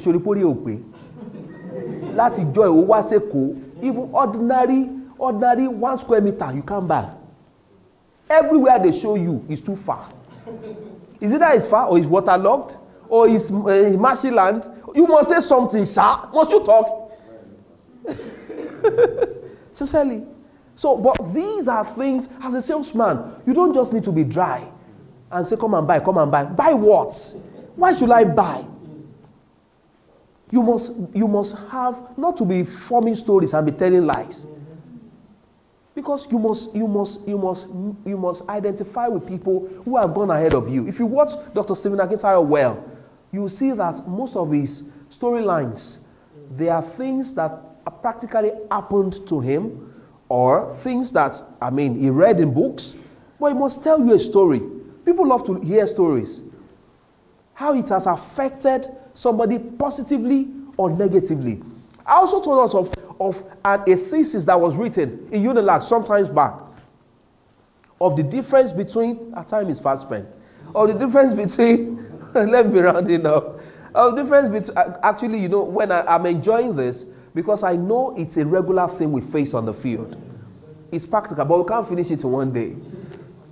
A thesis somebody was writing and wrote for 7 years of who among these people in Unilag, workers in Unilag, who among them buys properties the most or invests in properties the most? Is it the teaching staffs, non-teaching staffs, or those who are the unskilled laborers or staff? Like I said the other time, the drivers, the cleaners, and the rest of it. When the report of this 7-year study came out, it was revealed that about 85% of homeowners were the unskilled ones. Those drivers, those cleaners. And they began to research more, and they discovered that it was because many of them were the ones in cooperative, and they were contributing money. They were doing a job. They were taking it at once. They will go and use it to buy land in Ifo. They will go to, far places. Yes, ma'am. Some of them go by train. And it was sad that they included the name of a professor who had worked in that school for about 65 years. And there's nothing. When they told him to pack out, he was begging. Because he never thought that a time will come that he will need to go and rest. 65 years that he had worked in the school. It's so sad. We deal in case studies in my department. housing management and construction. So we look at case studies. So when I had it, eventually when they gave him 6 months against the policy of the organization of the school, eventually when they released him, everywhere they were showing him houses, he would say it's too far, still saying too far. Eventually they got a place for him in K2. And it was a room and parlor. At least that one is in town. It was a room and parlor. Eventually, from somebody living inside the school where there's water and light, 2-4. Everything at your comfort, and they paid next to nothing for accommodation. So, fast forward. They said the landlord of this house insisted that he must meet the person that wants to get the house. And he happened to be the driver that drove him before. And he was saying that, when they have greeted a still pleasant, he said, go and call the landlord of this house now. That one said, Prof, I'm the one that God has given this place. That guy was still driving at that time in the same school, but now attached to another professor in another department. True life story in a thesis written.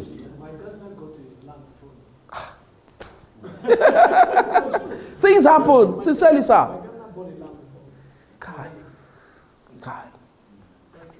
Thank God for your life. At least you catch up. Sincerely, you catch up. A number of times when we tell our elders, come and tell their stories, it will inspire us.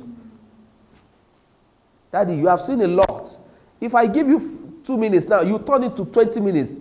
Because by the time one thing will lead to another, and you will tell us things that are touching. But while we are here, is to let you know that God has made us an agent that will go and change the mindset of the people. That yes, you might have gone through a number of things before now, but I can tell you it is never too late. That no matter how far you have gone on a wrong journey, it is never too late to make a U-turn. And that's why we have the GPS. If you miss your way, you can still reroute. Okay. Number 3, lack of need. Somebody can say, I don't see how this can help me. So you must know the difference between what you're offering and what they need. So it may seem like an objection on the surface, but it's actually an opportunity to give information to the prospects and get information from them.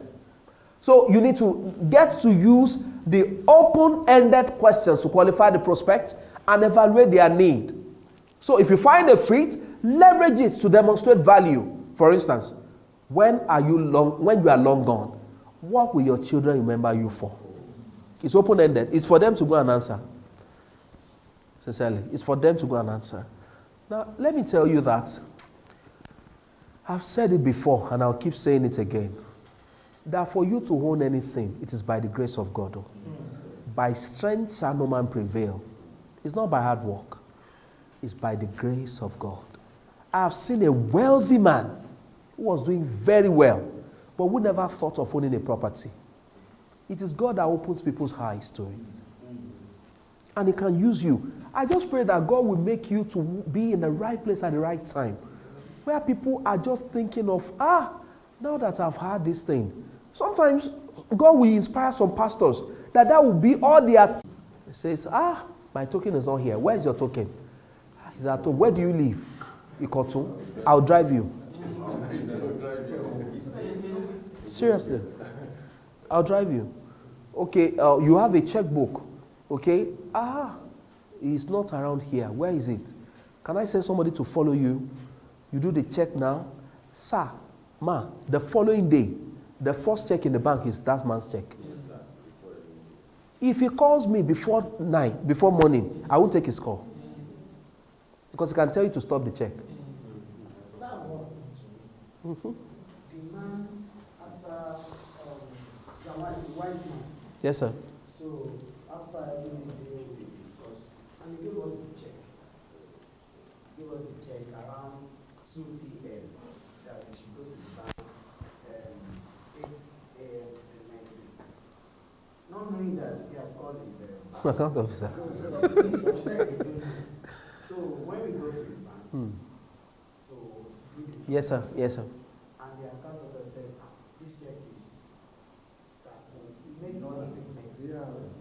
said, no.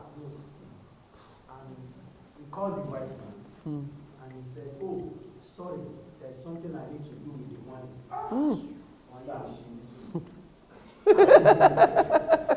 Seriously, I wept that day.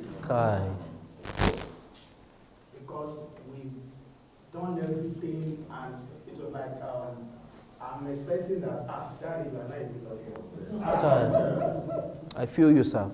I and my colleague, we wept that day. Okay, sir. So I said, wow, what is this God? Oguni, Ogulaye. Because there's one building I wept, and that guy, up till now, if you remember that day, I said, no, you have to move on. That's the reality. You have to move on. Because let me tell you. So, sir, how yes, sir. can we tackle that kind of thing? Because it's... Hey, I've told you, sir. Adurani. Let me tell you this.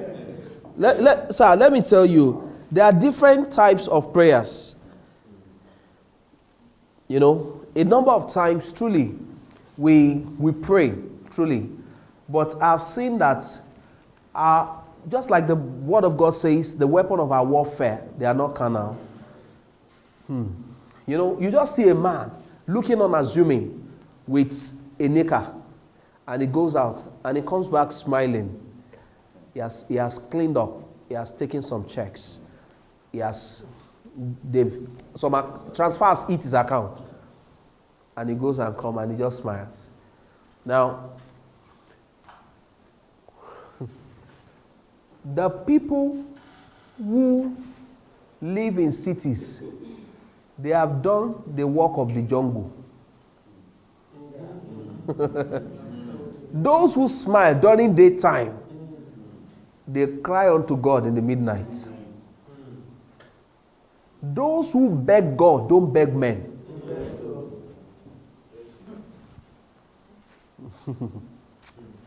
You know, let me give an instance. One great gospel artist, she gets inspired. She writes a lot of songs. But if you know the secrets of this person, she's on one mountain or the other, receiving inspiration. Okay. Trying to catch inspiration. Praying. When she comes down and she sings, it's transformational. And miracle happens when she ministers.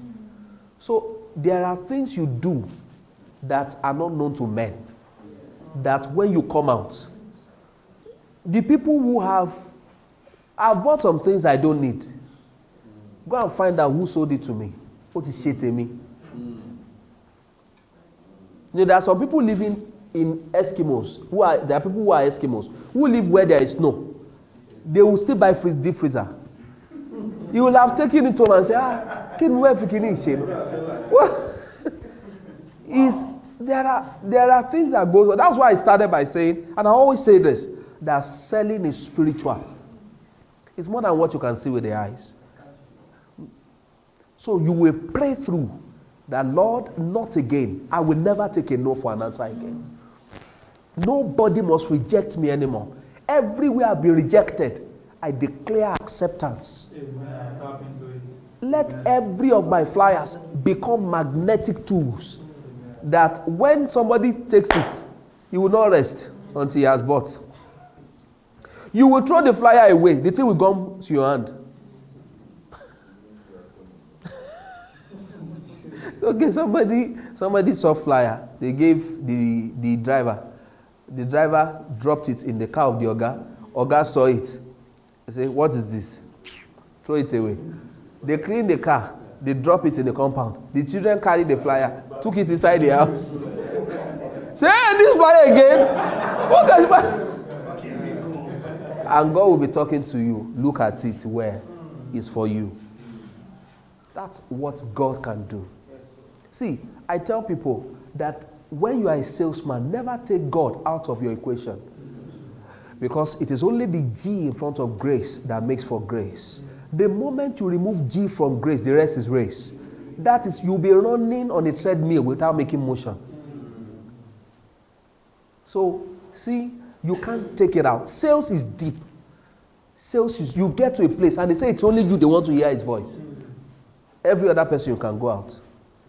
It starts from you being anointed from the realm of the spirit that you are the only one that is fit to take that job. You are the only one fit to take that check. So you just tell them, you know what, I'm not commanding, but all of you can do, okay, I've sold by His grace. I've done sales that I'll take all the checks for the whole installment once. And I'll say, be signing them. 12 installments, 24 installments. You sign all. You write all.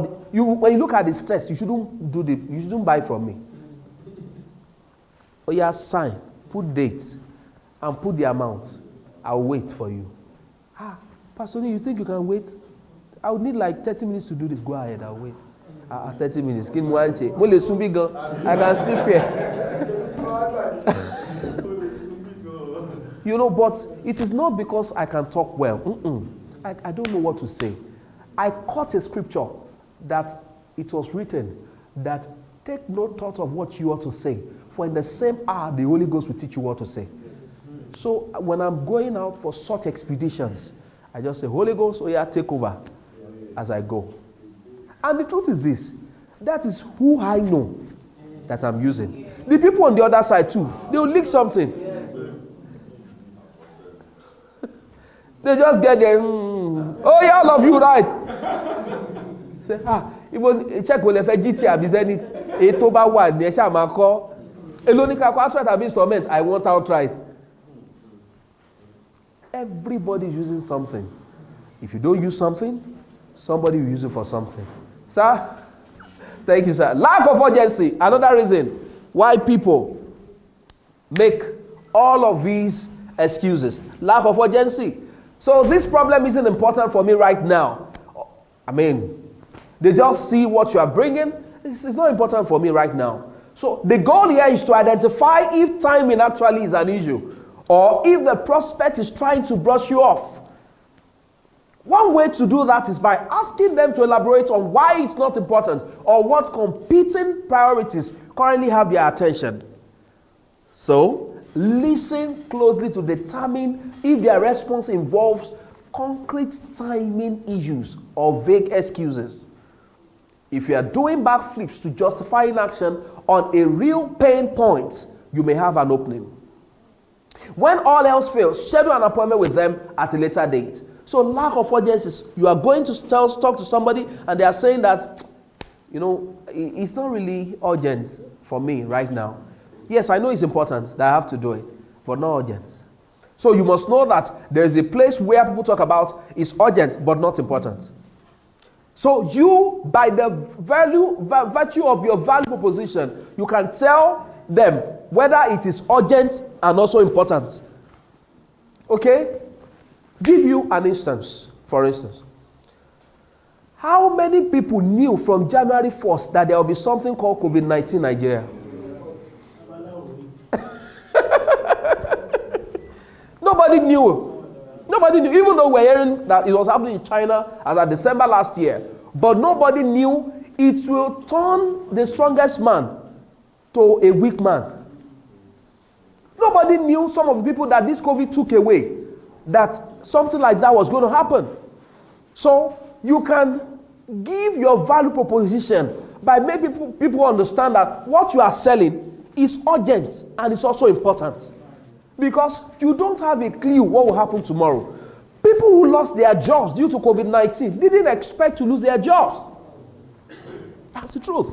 So that means that every decision that you need to make as it concerns buying a property is urgent and is important. Okay? During the lockdown, I had the privilege of being interviewed by a TV station, and they asked me, they said, sir, What would be your advice to landlords that are troubling their tenant for house rent, despite the fact that they know that they are not working? Okay, what would be your advice to them? They say I should advise the landlords that at least they should show mercy.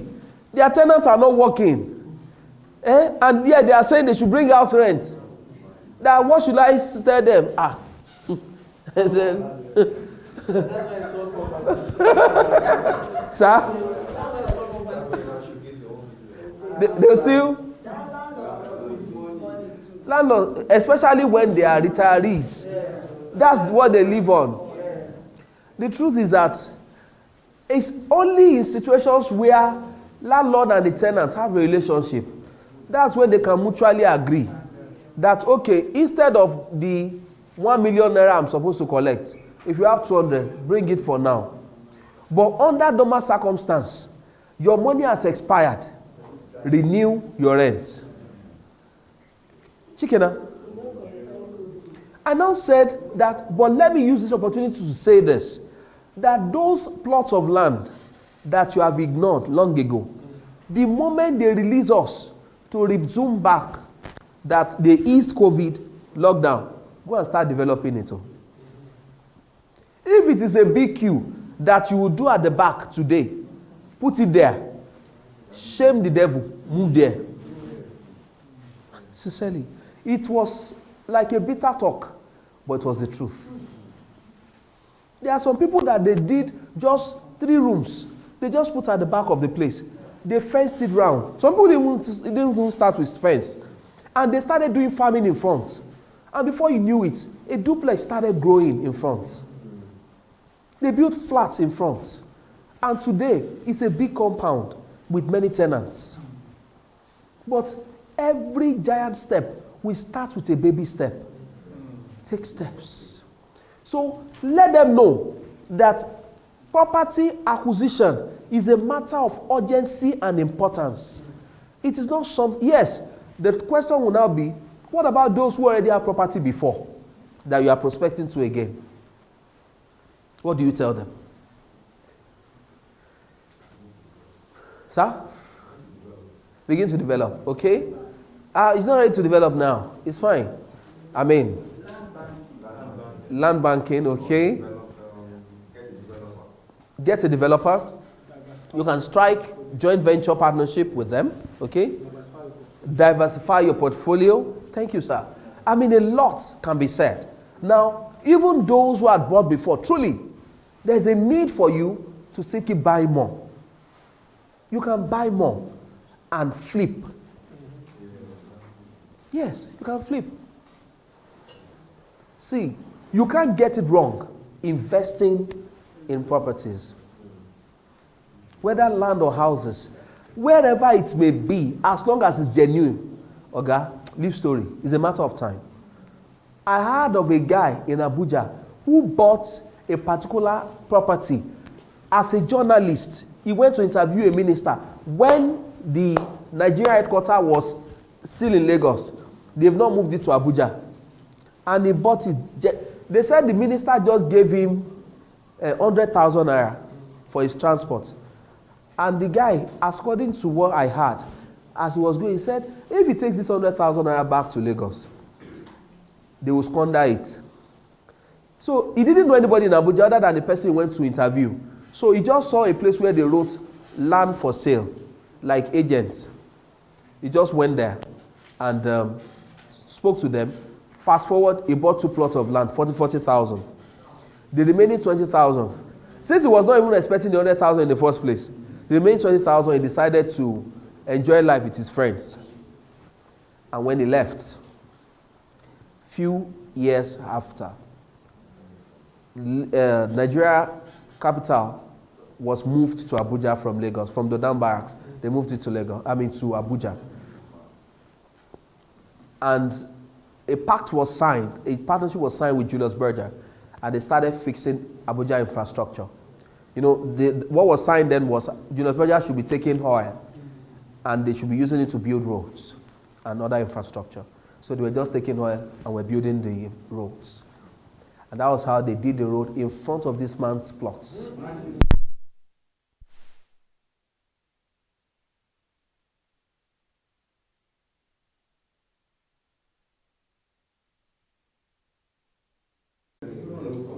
Even if you do, sir, some people will not even console you. They'll do because in the first place, they didn't want you to succeed in the first place. So what? So I have friends that, sir, I don't take their calls. If you come around me, sir, if I don't smile, I will never allow you into my life again. I'm very choosy. Bishop Abiri told me, you know, I love being a child of God because I hit rock from my fathers in the faith. Bishop Abiri said, God commanded us to love, but he never commanded us to relate. I must love. It is the word of God by commandment. But to relate is a choice. So I choose who I want to relate with. There are some people that, if they spend 3 minutes with you, it will be like 3 years. Your life will never remain the same. Oh. Because it's I will never forget, sometimes ago a lady came to spend some time with us. And from the day she came, we didn't observe. My wife's sales went down in our business. Because we just said, okay, while accommodating her, escorting her, let her be going to my wife's business with her. She runs an eatery then. So, and from that day, so one day she just told me, she said, she's been wanting to tell me, she doesn't get the kind of patronage she gets again. That was the problem. So I told her, I said, let's go into 7 days prayer and fasting. So we went to see the face of God, and God said, tell that lady not to go with her again. The lady was not a witch, sincerely. But there are some auras that when they carry it with you, are you about Jeshari?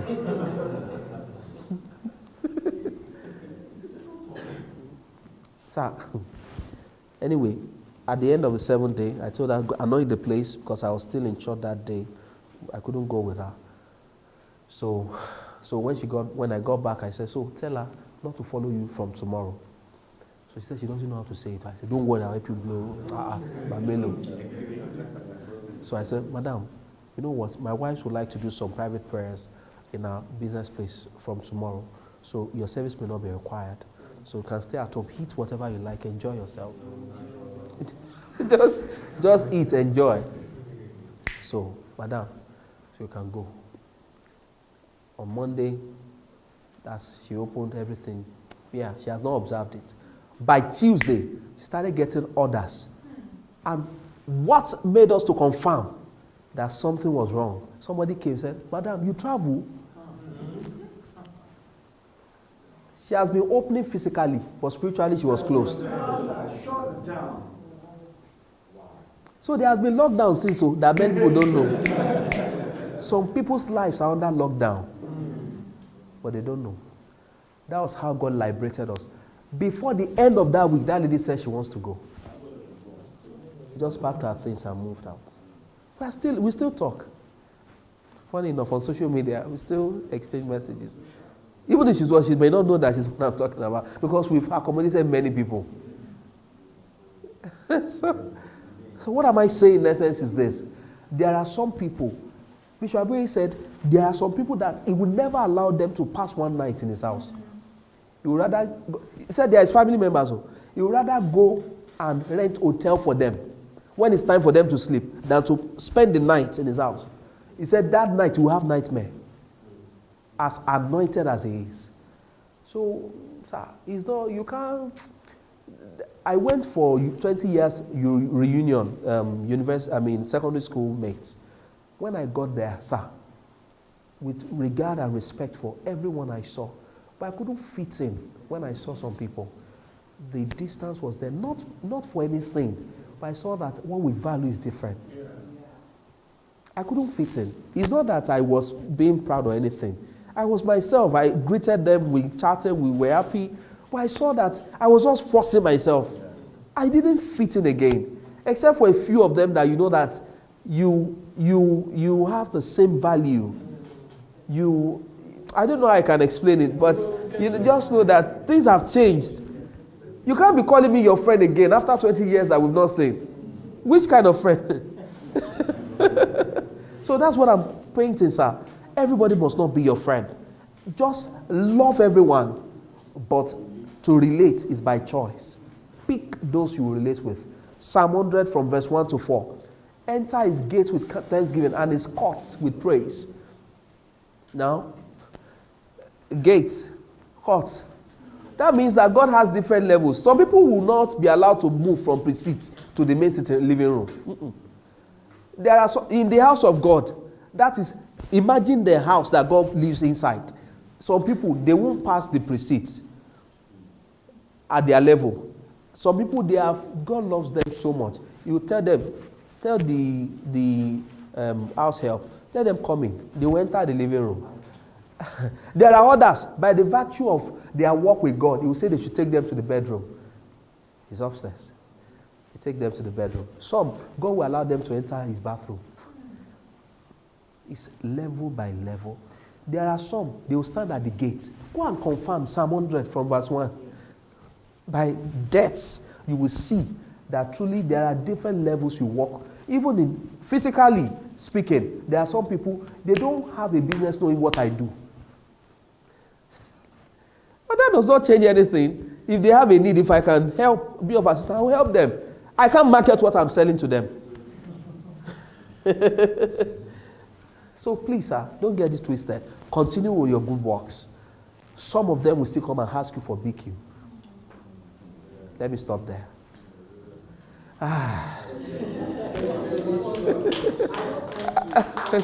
Thank you, man. Okay. Thank you. I think what he was trying to tell us was that you tried marketing eventually. Yes, ma'am. Yes, ma'am. I got it. They were like objecting, what are you doing? They are friends. They are friends. A lot of people don't understand eventually.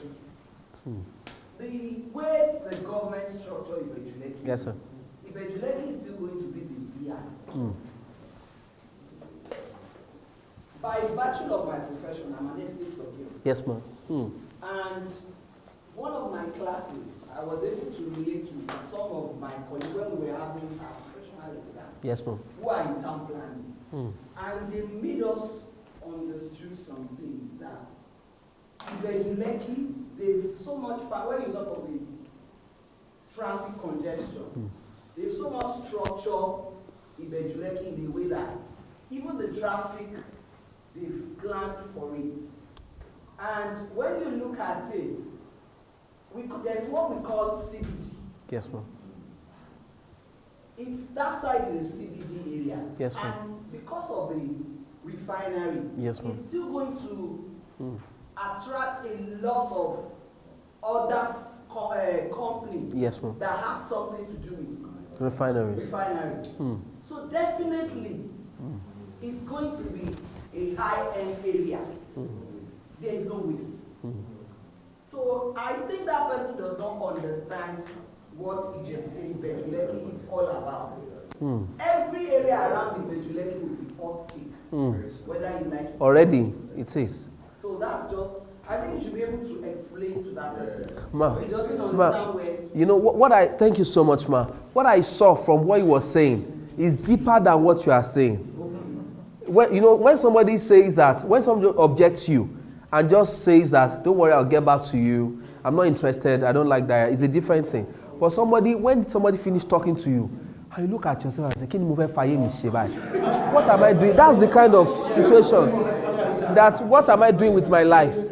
That, it has left the level of explaining about the features of Ijebuleki. It has graduated to, do you even know what you are doing with your life? Am I right, sir? So that he now thought of it that everything he has been gathering as experience, as everything just washed down. So there are some people that you can acquire knowledge to go back and convince them, but that person has left that level. Is not interested in, because he had a mindset that why waste your life, why waste your time about that place where there's refinery. Yes, for the purpose of argument, you can argue it out. If you have enough facts, just like Madame has, yeah, you will win. But that does not give you the check. So why will I waste my time with such a person? Yeah. Thank you, sir. Praise God. And I'm sure the second one has also been answered if you think very well. So I want to ask,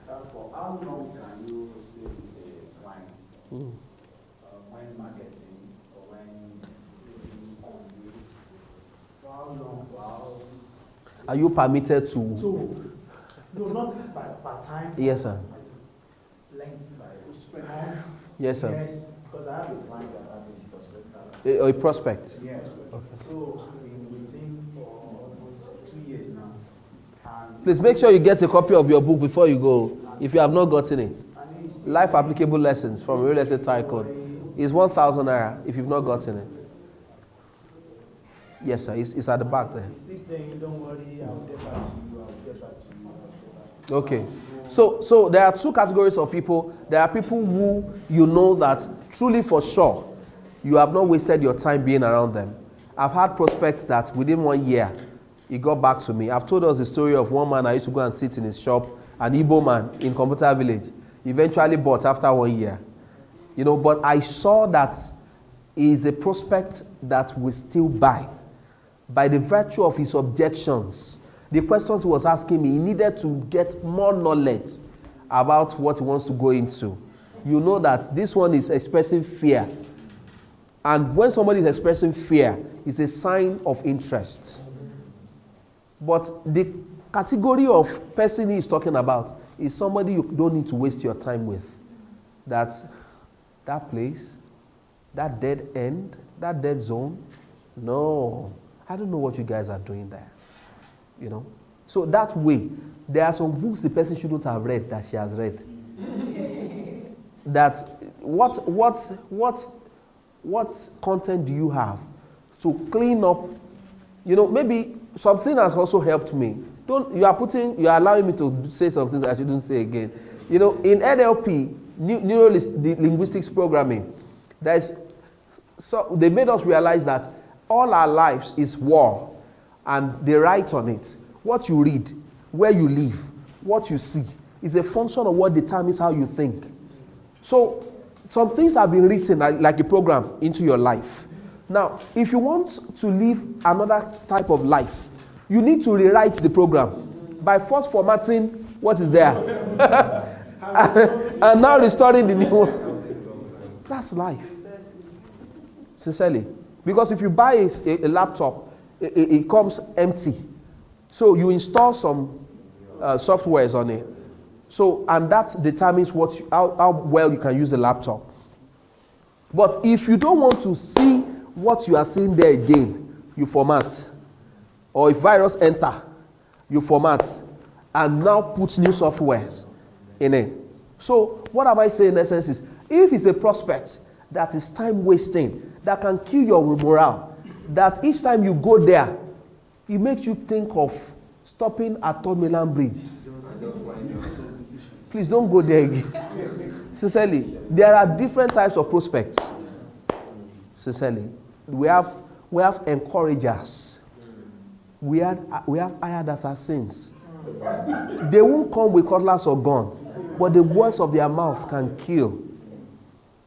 They are the people who say that, do you think, what are you, see the way you look. Do you think any right-thinking person can part with money with you?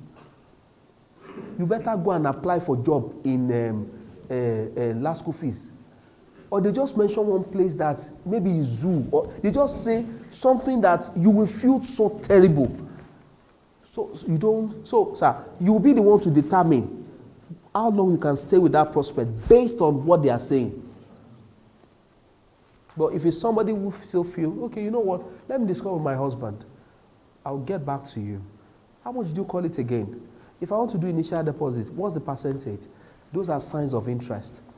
I heard that there's a deep blue sea port that is coming there. When is the government planning to start dredging the place? They are seeking information. There are objections. But there are things that is making them have a rethink.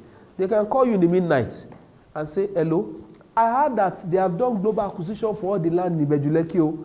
I hope your own is not affected. It's a sign of interest. They are still thinking. But anything that will disrupt their actions and what they want to do, they want to take it away. That's why they will keep asking you questions until they finally make the decision. Somebody came to my office last week or so, and they said that, we had this, we had that, about so-so as this, one of the areas we're selling. I would say, no, we are not affected with that. And they said, okay, can we do transfer now? You understand? There are things that, they'll keep saying. So as they are saying it, be able to dissect it and sieve it to know which one is actually somebody you can stay with or not. You can stay with a prospect for 3 years, but don't make that prospect your only prospect. The rule of the average, we always talk about, my own rule of average, we say, each day prospect to at least 30 prospects. Where do you get them? I don't know. But you meet a number of people every day. 30 per day. When you do 30 per day in 1 week, that's Monday to Friday, that's 150. 20% out of 150 will indicate interest. 20%. What's 20%, sir? 30. 20% of your 20%. Another 20% will buy. That's 6. So you can sell to 6 people per week if you are committed to it. It takes a lot of hard work.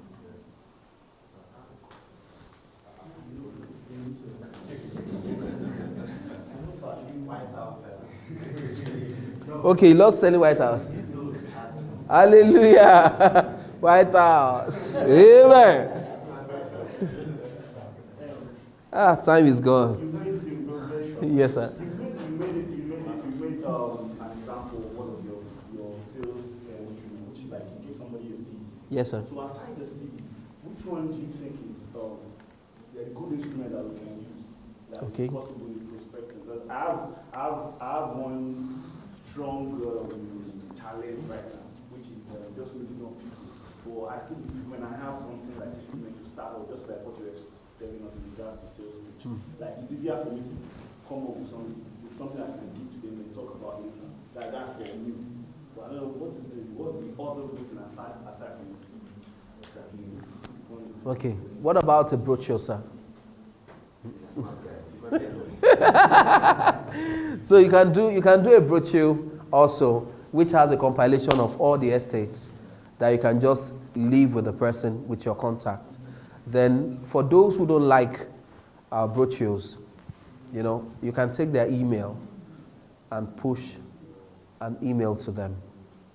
So, but when you want to do the email, just make sure that at least you try to do it like a bulk email or register an email, whatever, so that it can be generated from a company's name and not from your private mail. A company, so that you can. So they regard it more when it comes from a company than from an individual. I hope I answered the question. Okay. So with these few points of mine, I hope I've not been able to confuse you, but to convince. Take a group photograph, please. So that you can still sell and people will not object to you. Please, before I go, don't forget a copy of the